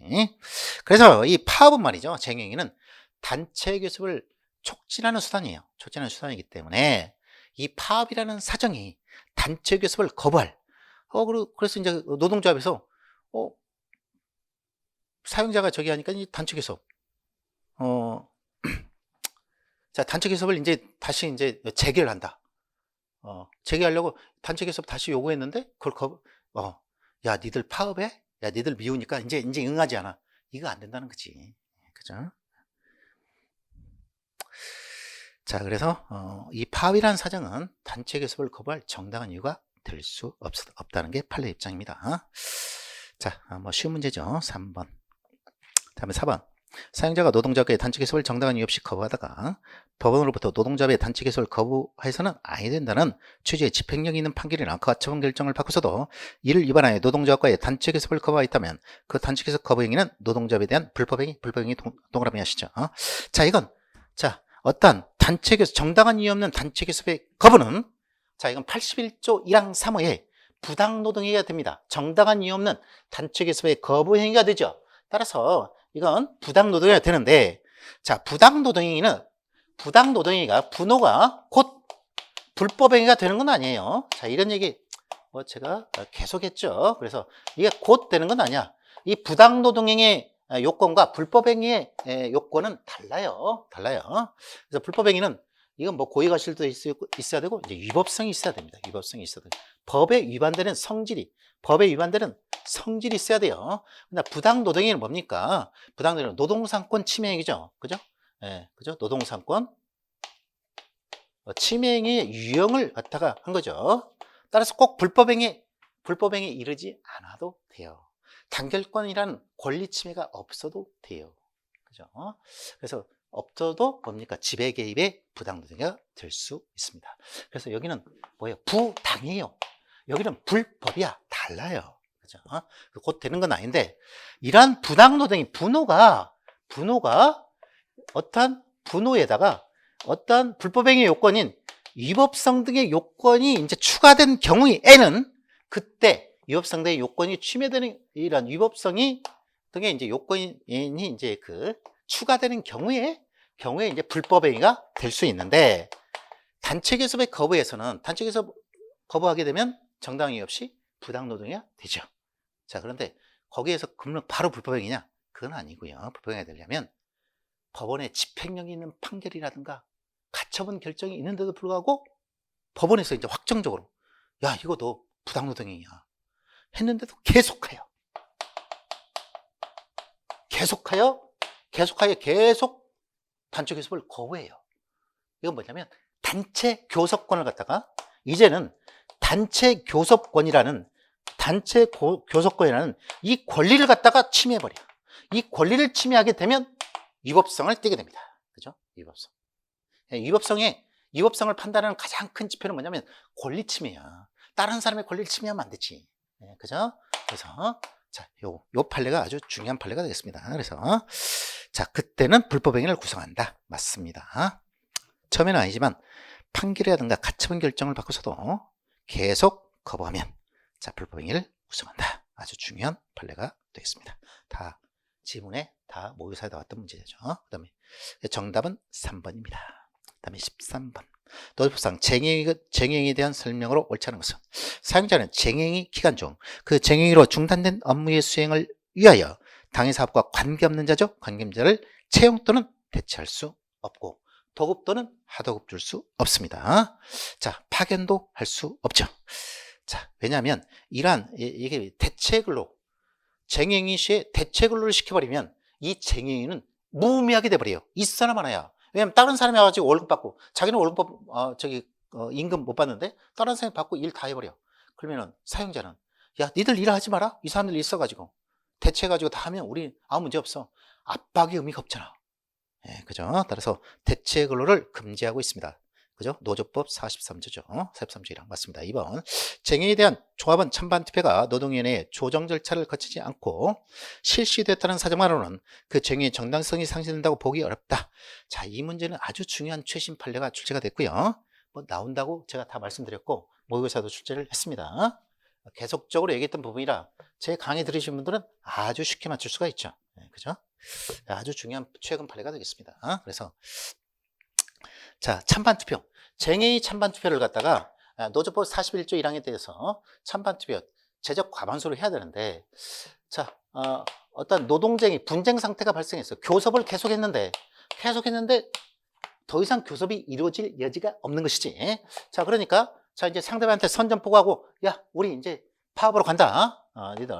그래서 이제 조정 절차를 거치고 조정이 끝난 다음에 보통은 찬반 투표를 해요. 찬투를 합니다. 왜냐하면 조정 절차에서 조정이 성립돼 버릴 수도 있어요. 그러면 조정이 성립되면 그냥 끝나버립니다. 단체벽이 체결돼 버리니까. 근데 조정이 성립 안 되니까 찬투로 가요. 찬투로 가가지고 그 다음에 뭡니까? 파업으로 들어가는 거예요. 파업에 돌입하는 거죠. 파업에 돌입해. 자, 이렇게 되는 건데, 자, 이 사례에서는 이 찬반 투표의 시기에 대해서는 우리가 이 노조법에 규정이 없습니다. 근데 이 사례에서는 야, 조정 기간은 거쳐야 된다. 일반 사업은 10일, 그 공익 사업은 15일인데, 자, 조정은 우리 법에서 45조 2항에 조정 절차를 거치지 않으면 쟁행위를 할 수 없다. 이렇게 됐고, 만약 이걸 위반하게 되면 벌칙, 그죠? 벌칙이 주어집니다. 형사처벌이에요. 자, 그러니까 조정 절차를 거쳐야 되겠다. 그죠? 10일이다. 예를 들어 10일이다. 자, 그런데 보나마나 보니까 사용자가 조정 절차 통해서 이 조정 수락하는 거 거의 어렵다. 조정이 성립될 가망이 없다 하고, 자, 그러면은 우리 조정 기간은 거치되 요때 우리 조정 기간 중에 찬투해버리자. 찬투를 해버렸어요. 찬투를 했어. 그래갖고 이제 제적 과반수 한 거예요. 자, 그러니까 사용자가 나중에 이제 트집을 잡은 거지. 야, 찬반 투표는 조정이 끝난 다음에 해야 되지. 너 이렇게 한 거 너 정당성 없어? 불법합이야? 이렇게 한 거. 택도 없는 소리 하지 마라. 자, 이건 대법원에서 찬투는 딱 시기가 정해진 거 아니에요. 그래서 이 노동쟁이 이후에 하면 돼요. 노동쟁이 전에 하면 안 되겠지. 이때는 하면 안 되겠지. 아직 결렬도 안 됐는데 미리 찬반 투표해? 그건 안 돼. 노동쟁이 이후에는 조정 기간 중이더라도 다시 말해서 꼭 조정 절차를 거치지 않더라도 찬반 투표를 하는 거 아무 문제 없다. 따라서 조정 절차 거치고 찬반 투표 거쳤으니까 자, 이 쟁행위의 절차를 갖다가 이제 다 거친 것이죠. 따라서 쟁행의 정당성은 있게 되는 거죠. 상실되지 않게 되는 거죠. 예. 굉장히 중요한 판례인데 대원 판례였습니다. 예. 자, 그래서 네, 자, 뭐 이게 2번 문제를 갖다가 저 같으면 출제할 수도 있겠어요. 근데 이제 이번 문제는 자, 조정 절차를 거치지 않고 실시되는 사정만으로 쟁행의 정당성이 상실된다고 보기 어렵다. 아주 중요한 점이 되겠습니다. 자, 그 다음에 3번 근로조건에 관한 노동관계 당사자가 주장의 불이치로 인하여 근로자들의 조정 전체 절차 및 찬반 투표 절차를 거쳐 정당한 쟁행위를 개시한 후 끊고 여기서 끊으시죠. 자, 여기서 1차 쟁행, 1차 파업을 했어요. 1차 파업은 이러한 절차를 다 거쳐서 따라서 정당한 파업이 되겠죠. 자, 개시했는데 그 다음에 쟁의 사항과 밀접하게 관련된 새로운 쟁의 사항이 부과됐어. 부과된 후에는 근로자들이 새로이 부과된 사항에 대하여 쟁의를 위한 별도의 조정 절차나 찬반 투표를 거칠 필요가 없어요. 자, 이게 뭐냐면 뭐가 있다. 이것도 굉장히 중요한데, 자, 뭐 쉽게 말하면 1차 쟁의를 했어요. 1차 쟁의를 했는데 이때는 이제 그 조찬 절차를 다 거쳤어. 뿐만 아니고 다른 것도 다 거쳐가지고 적법한 그 정당한 쟁의가 된 거예요. 자, 그런데 2차 쟁의를 또 하는 거예요. 요거 1차 쟁의가 끝나면 2차 쟁의를 하는데 완전히 이게 별개라면 모르는데 이게 뭡니까? 이 두 개가 그죠? 뭐라고 해야 되죠? 거기 쟁의사항과 요 1차 쟁의사항과 밀접하게 관련된 새로운 쟁의사항, 그죠? 이렇게 밀접하게 관련된 사항입니다. 이 사안에서는 이것도 임금에 의해서 호봉제도 임금에 관한 사항이었어요. 자, 근데 여기서는 뭐냐면 성과급제에 관한 거였어요. 성과급제. 이것도 성과급, 이것도 뭡니까? 자, 임금이잖아, 임금. 둘 다 임금에 관한 사항이야. 그러면 이게 밀접하게 관련된 이게 뭐 새로운 성과급제가 새로운 사항이지만 이것과 이 임금에 관한 사항은 밀접하게 관련된 사항이야. 밀관이지 뭐. 밀접하게 관련된 사항. 이 경우에는 이때는 여기서 한번 조찬 절차 거쳤잖아. 같은 임금이야. 그러면 이게 2차 쟁의라 하더라도 뭡니까? 이때는 조찬 절차 필요 없다는 것이 판례의 입장입니다. 핵심은 뭡니까? 자, 쟁의사항과 밀접하게 관련된 새로운 사항. 쟁의사항은 밀접하게 같은 임금에 관한 사항입니다. 이때는 거칠 필요 없어요. 자, 그 다음에 4번. 자, 필수 공익사항, 필공이라고 하죠. 필수 공익사의 사용자를 하더라도 쟁의기간 중 그 쟁의를 중단된 업무를 도급 또는 하도급 줄 수 없다. 자, 필공은 예의죠. 필공은 예. 그래서 필공의 경우에는 도급 또는 하도급 줄 수 있죠. 그 다음에 하여튼 대체 근로가 허용됩니다. 다만 뭡니까? 숫자가 제한돼요. 뭐죠? 파업 참가자의 100분의 50을 초과하지 않는 범위 내에서 파업 참가자의 50%까지만. 그래서 파업 참가자가 조합원 수가 아니라 조합원 수는 100명인데 파업 참가자가 50명이다. 그러면 25명까지는 대체 근로 도급 하도급 할 수 있습니다. 파기는 안 되지만. 그래서 이거 맞는 지문이죠. 아니 틀린 지문이죠. 도급이나 하도급 줄 수 있습니다. 그 다음에 채용 대체 다 할 수 있어요. 파기는 안 됩니다. 네. 자, 뭐 조문이죠. 자, 이것도 뭐 쉬운 문제죠. 다 풀어봤던 문제입니다. 자, 그 다음에 14번. 해고 등에 관한 설명으로 옳지 않은 것은 사용자는 근로자를 해고하려면 해고 사유와 해고 시기를 서면으로 통지해야 된다. 이게 뭐죠? 근로기준법 제27조 서면 통지, 해고 서면 통지 의무가 되겠습니다. 자, 27조를 위반하게 되면 효력이 없어요. 이 항에 따라서 무효가 됩니다. 무효가 돼요. 자, 2번 맞죠? 그 다음에 2번. 해고 대상자가 해고 사유가 무엇인지 알고 있고, 자, 알고의 동법 그 다음에 그에 대한 대응할 수 있는 상황이었다면 대알 때네. 자, 이었다 하더라도 사용자가 해고를 서면으로 통지하면서 해고 사유를 전혀 기재해야 했다면 밑줄 하시죠. 전혀 기재했다면 이런 27조에 위반한 해고 통지에 해당한다고 보아야 한다. 자, 이거 제가 작년에 우리 노무사 2차 시험에 나왔다고 주장하면서 제가 말하면서 자, 이거 해고할 때 다 판례 정리했습니다. 그 다음에 수없이 얘기했어요.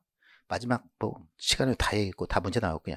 그래서 이 작년 노무사 2차 시험에 출제됐습니다. 굉장히 중요한 질문이 되겠고요. 자, 그 다음에 3번. 3번하고 연관되어 있죠. 자, 둘 다 똑같이 뭡니까? 근로자가 해고 사유가 뭔지 알아버려. 그 다음에 충분히 대응할 수 있는 상황이야. 자, 이럴 때는 원래는 뭡니까? 원래 근로자는 자, 이 27조는 뭐냐면 구체적으로 비유 사실을 구체적으로 있잖아요. 실질적이고 구체적인 사유를 갖다가 알려줘야 돼요. 그죠? 그래서 해고 사유를 그냥 대충 쓰면 안 돼. 조문만 다이라는 것은 안 돼.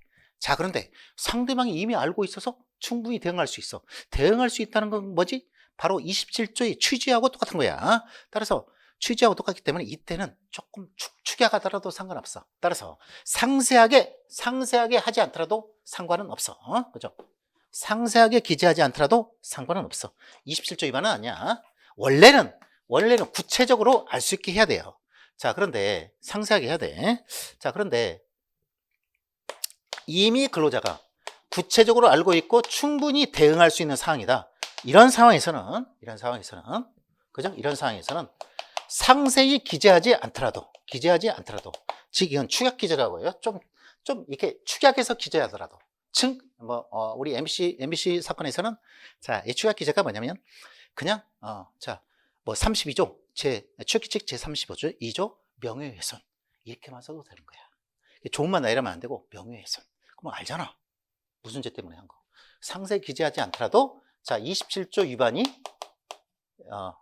27조 위반이 아니다. 그죠? 자, 그런데 이런 경우에도 상세하게 좀 축약 기재는 할 수 있어도 전혀 기재를 안 해버렸다.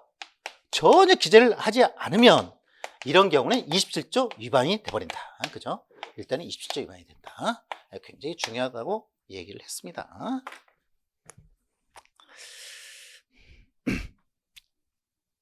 자, 그래서 2번, 3번 다 할 수 있죠. 그 다음에 4번.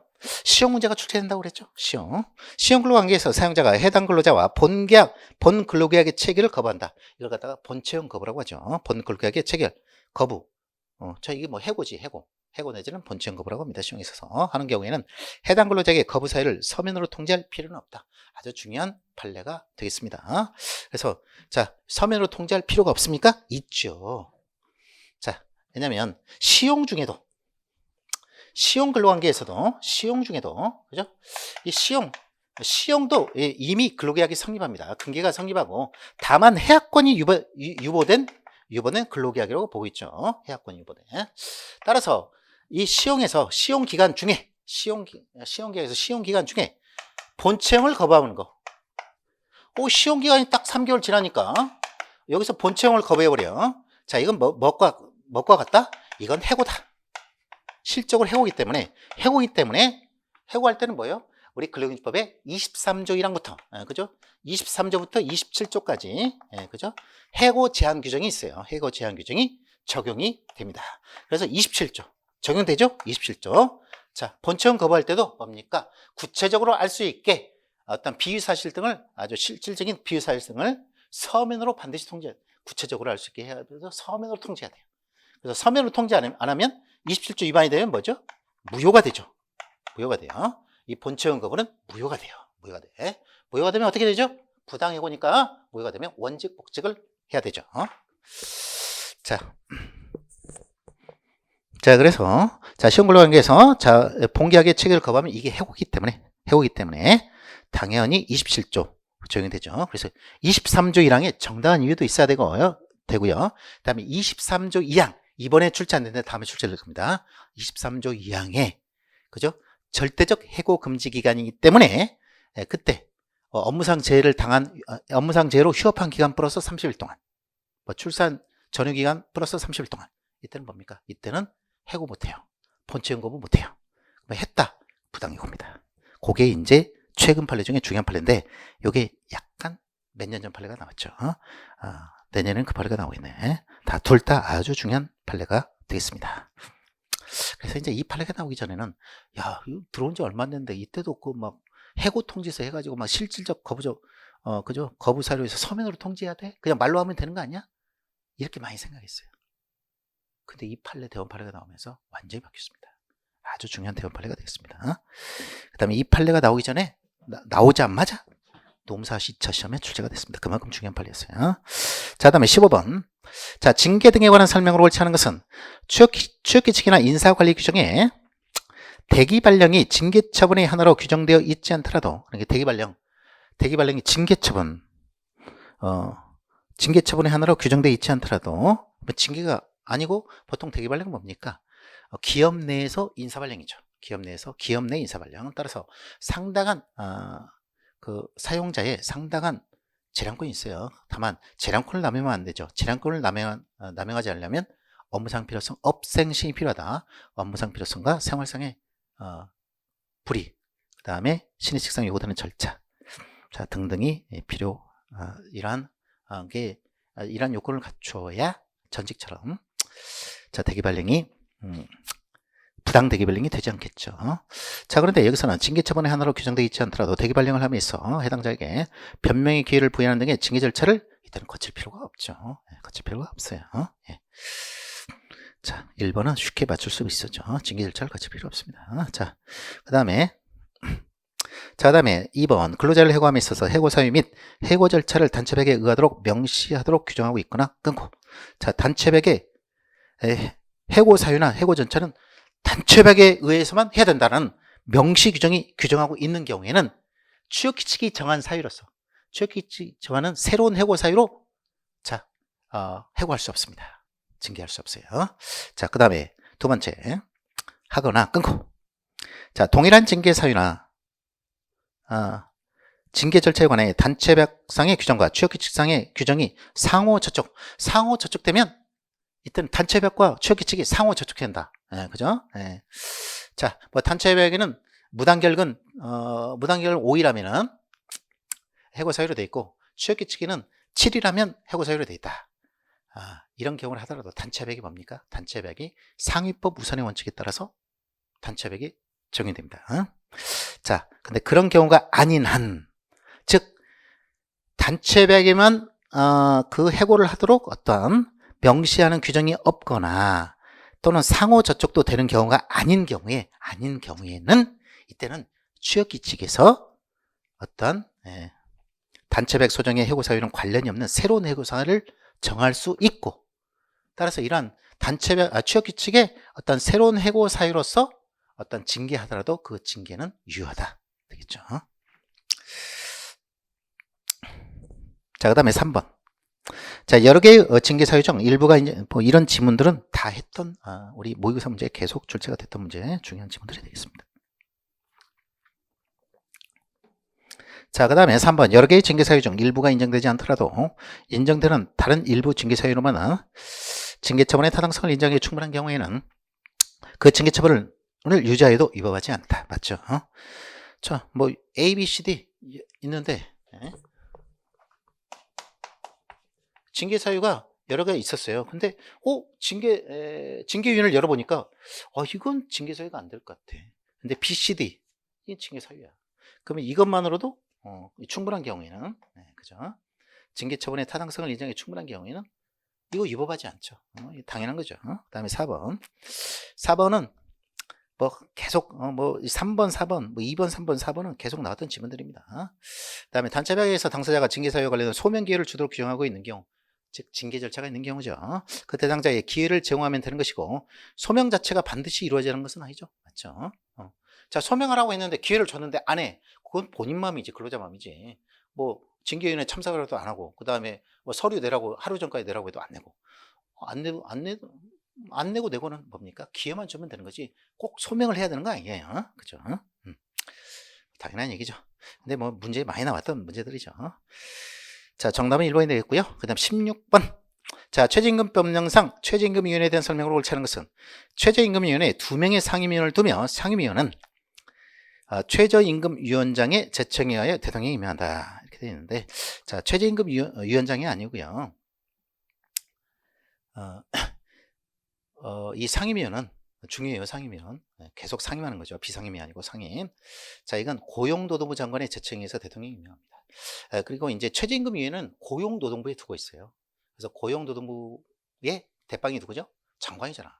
그래서 고용노동부 장관의 제청에서 대통령이 임명합니다. 자, 그래서 자, 이거 틀렸죠? 그 다음에 1번이 정답이고 2번 최저임금에 관한 심의와 그 밖에 최저임금에 관한 중요한 사항 자 고용노동부의 최저임금위원회 등 맞죠? 그 다음에 위원이 고려된 때는 고려된 날로부터 30일 이내에 후임자를 유촉하거나 임명해야 하지만 전임자의 남은 임기가 1년 미만이면 유촉하거나 임명하지 아니할 수 있죠. 자 이거 시행령에 나와 있죠. 그 다음에 4번 최저임금위원회 위원장과 부위원장 각 한 명을 두며 위원장과 부위원장은 공익위원 중에서 누가 고용노동부 장관이냐 최저임금위원회가 선출한다. 자 이런 거 다 풀어봤던 문제들이 되겠습니다. 자 이게 약간 이런 문제는 1번 같은 지문은 좀 약간 지엽적인데 예, 좀 고용노동부 시행령이 나와 있어요. 최저임금법 시행령이 나와 있어요. 어려운 건 아니지만 알면 어려운 건 아닌데 자 이거 이제 시행령을 좀 잘 보지 않았으면 틀릴 수 있는 문제죠. 예. 참 이런 면에서 조금 이번 시험이 좀 까다로워졌다. 예. 그죠? 그냥 탁탁탁 답이 나오는 게 아니다. 예. 그 다음에 시행령. 시행령 부분까지 꼼꼼하게 봐야 되고요. 그 다음에 17번 최저임금의 결정에 관한 설명으로 옳지 않은 것은 고용노동부 장관은 최저임금위원회가 심의하에 제출한 최저임금에 따라 최저임금을 결정하기 어렵다고 인정되면 재심의 동그라미 재심의를 요청할 수 있고 장관은 최저임금위원회가 재심의에서 제적의원 과반수의 출석의원 과반수가 아니고 이건 일반 정족수고 의결 정족수 일반 의결 정족수고 재심의 다시 하는 거잖아 재심의. 그래서 이건 2분의 1 2분의 1 3분의 2 특별 종조수다 재심의. 자 모의고사 문제도 냈고요. 이거 중요하다고 계속 얘기했어요. 재심의는 3분의 2다. 근데 이게 문제가 나와버렸네. 예. 자, 1번이 정답이 되겠습니다. 예, 그 다음에 2번 근로자를 대표하는 자나 사용자를 대표하는 자는 고용노동부 장관이 고시한 최저임금에 대해 이의가 있으면 고시된 날부터 10일이죠. 10일 이내에 대통령이 정하는 바에 따라 고용노동부 장관에게 이의를 제기할 수 있다. 뭐 이 지문도 뭐 20일 이내 10일 뭐 이런 거 나왔죠. 그거 좀 나올 수 있을 것 같다 했는데 나왔네. 그 다음에 3번 최저임금은 근로자의 생계비 유사 근로자의 임금 자 계유산소죠. 그 다음에 종류별로 구분하여 정할 수 있죠. 예, 뭐 이건 아주 많이 나왔던 지문 옛날 기출지문이고요. 4번 장관이 고시한 최저임금은 다음 연도 1월 1일부터죠. 1월 1일부터 효력이 발생하고 자 사업의 종류별로 또 임금 교섭 시기를 고려해 필요하다고 인정하면 효력 발생 시기를 따로 정할 수 있다. 자 이거 다 법률 조문에 최저임금법에 나와 있는 조문들 다 아는 조문이 되겠습니다.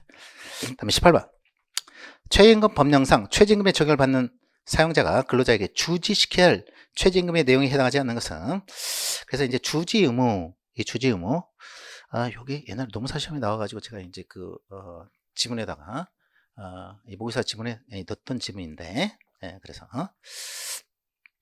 이제 이것도 시행령 문제죠. 최임법 시행령 제11조 주지 의무에 나오죠. 그래서 1번 뭐 적용을 받는 근로자의 최저임금액은 당연히 써야 되죠. 그죠? 올해 뭐 2023년 최저임금 그죠? 한 시간당 9,620원 다 해가지고 당연하고 그 다음에 3번 최저임금에 산입하지 않은 임금이 있으면 그 쓰도록 돼 있죠. 그 다음에 해당 사업에서 최저임금의 적용을 제외할 근로자의 범위 그 다음에 최저임금의 효력 발생 연원일 이게 바로 이제 시행령에 나와 있는 주지 의무가 되겠습니다. 2번 해당 연도 시간급 최저임금을 기준으로 산정한 월 환산액은 그 사용자가 주지해야 될 의무가 아니고요. 자 이건 이제 노동부에서 산정한 월 환산액을 이제 공제하겠죠. 예. 그래서 이거 주지 의무가 아닙니다. 주지 의무의 내용이 아니다. 자, 이제 이런 것들이 시행령에서 그래서 이제 저도 그런 얘기를 했어요. 최저임금법에서는 이 이제 최저임금은 노조법이나 그다음에 등기법은 그래도 좀 조문이 많잖아요. 조문이 많은데 최저임금법은 조문이 별로 안 돼. 근데 여기서 두 문제에 대해서 세 문제가 나와. 그러니까 시행령까지 삿사시 봐야 된다. 이런 얘기를 제가 하고 시행령도 같이 공부했던 기억이 뭐 얼마 전이죠. 예. 그런데 근데 이만큼 나올 줄은 저도 미처 몰랐다. 이렇게 많이 나올 줄 몰랐다. 예, 적중은 했지만 이렇게 많이 나올 줄은 몰랐다. 예. 그래서 이제 앞으로의 방향을 정확히 시사하고 있다. 자, 노동법을 만만하게 보지 마라. 얼렁뚱땅 공부해서는 안 된다. 철저하게 공부해서 그 다음에 이거 노동법은 뭡니까? 공부한 만큼 노동법은 거짓말을 하지 않아요. 공부한 만큼 그대로 나와요. 노력한 만큼. 자, 그 다음에 19번 노조법상 노동쟁의 조정에 관한 설명으로 대안 설명으로 옳지 않은 것. 이 노동쟁의 쟁에 관한 문제도 기존에 거의 출제가 안 됐습니다. 그죠? 우리 노무사 시험에는 계속 출제가 되는데, 왜냐면 문제수가 많으니까. 자, 근데 이번에 출제가 됐어요. 예. 뭐, 어려운 아주 쉬운 문제가 출제가 됐습니다. 쉬운 문제가 출제됐는데, 뭐 좋은 문제가. 자, 1번. 노동인은 관계당사자 일방이 노동쟁의 조정을 신청한 때에는 지체 없이 조정을 개시하여야 하며, 관계당사자 상방은 이에 성실이면. 조정 개시는? 조정은 뭡니까? 일방이 신청하면 지체 없이 개시하죠. 자, 그런데 중재 개시요건은 쌍방 또는 단체백이 정하는 바에 의해서 그 일방. 이 단체백은 노사가 벌써 쌍방이 협의한 거니까. 자, 계속 얘기했어요. 뭐 1번 가장 쉬운 지문이 되겠죠. 그 다음에 2번 조정위원회의 조정위원은 당의 노동위원회 위원장이 지명하되 근로자를 대표하는 조정위원은 노동조합이 아니라 교차 추천이라고 했어요. 교차 추천. 그래서 근로자를 대표하는 조정위원은 사용자가, 자, 사용자를 대표하는 조정위원은 누가? 노동조합이 추천합니다. 그래서 교차 추천제라고 계속 얘기했죠. 상당히 쉬운 문제가 출제됐습니다. 자, 그 다음에 3번 노동계획 조정 또는 중재 신청을 받은 노동인은 그 신청이 내용이 조정 또는 중재 대상이 아니라고 인정할 경우에는 그 사유와 다른 해결 방법을 알려줘야 된다라는 시행령인데, 자, 이게 그래서 이제 행정지도를 한다. 제가 그렇게 얘기했죠. 행정지도를 한다. 다음에 4번 노동계획은 관계 당사자 쌍방의 신청이 있거나 또 쌍방 동의가 있는 경우에는 조정인을 가리면서 단독 조정인. 단독 조정인은 빠지지 않고 거의 출제된다고 그랬죠. 그래서 요거 꼭 나오는데 이게 이제 답이 될 줄 알았는데 2번 더 쉬운 문제가 답이 됐네. 쌍방 신청 또는 쌍방 동의하면 단독 조정인에게 조정을 행하게 할 수 있습니다. 자, 19번에 2번이 정답이 되겠습니다. 마지막 문제 20번 보죠. 자, 노조법상 근로시간 면제심의위원회가 출제가 될 거라고 이 말씀은 드렸는데, 자, 요 문제가 출제될지는 몰랐어요. 예. 자, 지문. 자, 1번. 자, 근로시간 면제된 근로시간 면제 한도를 정하기 위하여 근로시간 면제 심의를 경사노위라고 했죠. 경제사회노동위원회. 기존에는 고용노동부. 자, 사실은 뭐, 요 문제가, 이걸 고용노동부에 둔다. 이렇게 해서 문제가 출제될 줄 알았는데, 그래서 제가 이제 그 문제를 좀 많이 냈는데, 자, 요건 그냥 경사노위하고 좀 더 어렵게 냈어요. 2번. 근로시간 면제심의위원회 공익을 대표하는 위원은 고용노동부 장관, 이 추천한 15명 중에서 노동단체와 경영단체가 순차적으로 배제하고 남은 사람을 한다. 그래서 이제 근로시간 면제심의위원회를 주관하는 게 어디지? 예. 경제사회노동위원회잖아. 따라서 추천을 누가 해? 경제사회노동위원회. 아까 최저임금위원회에서도 상임위원, 자, 누가 주관이죠? 고용노동부에 두잖아요. 그래서 고용노동부 장관의 추천. 자, 이제 그런 걸 좀 돌리면 되는데, 참 그게 사실 시험장에서는 쉽지 않죠. 네, 그죠? 이런 건 알면 맞고 틀리면, 모르면 바로 틀려버리는 문제죠. 예. 그래서 조금 이런 게 까다로워졌다. 예, 까다로워졌다. 자, 그 다음에 물론 이제 이것은 노조법 제24조 노조법이 나옵니다. 노조법 제24조 2 신설조항이죠. 다 개정조항이라고 봐야겠지. 개정. 자, 그래서 경제사회노동위원장이 추천한, 그죠? 네, 고용노동부 장관이 이제 바뀌었으니까 주체가. 그래서 2번 그걸 좀 생각했으면 맞출 수 있는 문제였는데 만만치는 않았죠. 물론 이제 이 법조문에 있는 겁니다. 자, 하여튼 법조문 하나하나 다 꼼꼼히 봐야 되겠다. 그 다음에 3번 근로시간 면제 심의위는 근로시간 면제안을 심의 의결하고 3년 맞죠? 자, 재심의하여 의결할 수 있고, 그 다음에 4번 근로시간 면제 심의위는 경사노위 위원장으로부터 근로시간 면제안을 정하기 위한 심의 요청을 받을 때는 심의 요청을 받으려면 60일 이내. 그래서 1번, 3번, 4번은 제가 이제 지문에 다 뒀던 문제들입니다. 모의고사 지문에 다 뒀던 문제여서 그거 알면은 2번은 맞출 수는 있었는데, 그걸 명확히 모르면 2번을 답을 골라내기 쉽지 않았죠. 예. 그래서 좀 까다로워졌어요. 예. 자, 이제 뭐 조문에서도 이제 법률과 시행령까지는 샅샅이 해야 되고, 시행규칙 중에서는 이제 중요한 것만 해도 될 것 같아요. 예. 하여튼 시행령까지는 샅샅이 해야 된다. 그 다음에 이제 중요 판례, 그 다음 최신 판례. 자, 이런 것들이 섞어서 나오는데, 앞으로는 더 많이 나올 수 있다. 이번에는 시사를 냈다. 이렇게 보시면 되겠습니다. 자, 이렇게 해서 올해 문제 풀어봤는데, 하여튼간, 공부를 노동법을 갖다가 처음 하시든 공부를 한 사람이든 결국은 한 문제 싸움입니다. 한 문제 싸움인데, 이거 상대평가이기 때문에 합격과 불합격의 차이는 너무너무 크죠. 예. 그죠? 그 강이 너무 커. 그죠? 강을 건너려면 너무 힘들단 말이죠. 저도 이제 불합격도 해보면서 너무 커요. 또 합격을 해보니까 합격하고 나면 또 별거 아닌 것 같아.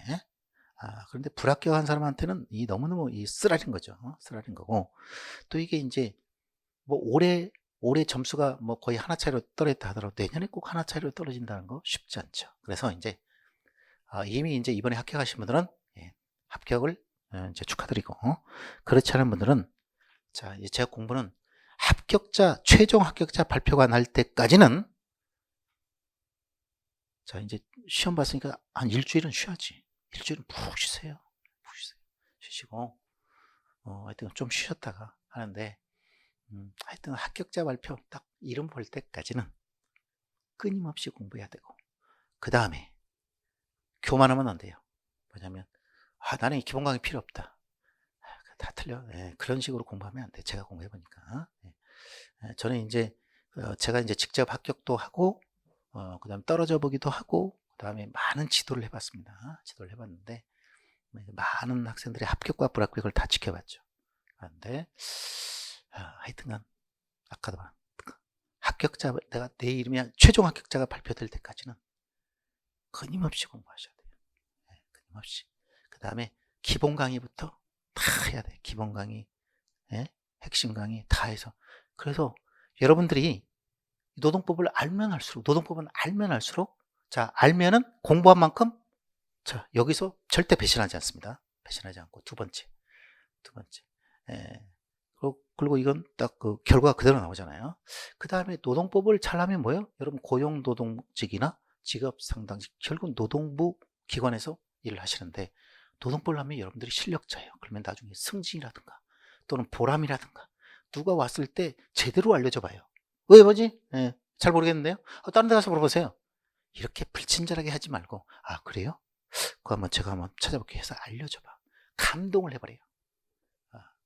그래서 여러분들이 어떤 공무원으로서, 고용노동부의 공무원으로서도 굉장히 실력 있는 값진 어떤 역할을 할 수 있기 때문에 이 노동법은 아무리 많이 해도 괜찮다. 그죠? 물론 이제 더 약한 과목이 있으면 이렇게 균형을 잡아서 공부하지 말라는 건 아니에요. 그러니까 다만 이번에 공부하신 분이 다시 공부할 때 절대 겸허하게 해야 된다. 그 다음에 이제 처음 시작하시는 분들은 기본 강의부터 철저하게 해야 된다. 시간이 그렇게 길지 않아요. 하나에 있잖아요. 노동법이라는 학문을 갖다가 그렇게 섭렵하기가 쉽지 않습니다, 여러분. 쉽지 않아요. 합격 점수까지 가기가. 항상 겸허한 마음으로. 그 다음에, 그러나 자신감, 컨피던스는 그대로 가지고 있어야지. 자신감을 가지고 누가 뭐라 해도 내가 한 명 뽑아도 내가 합격한다. 나는 노동법 만점한다.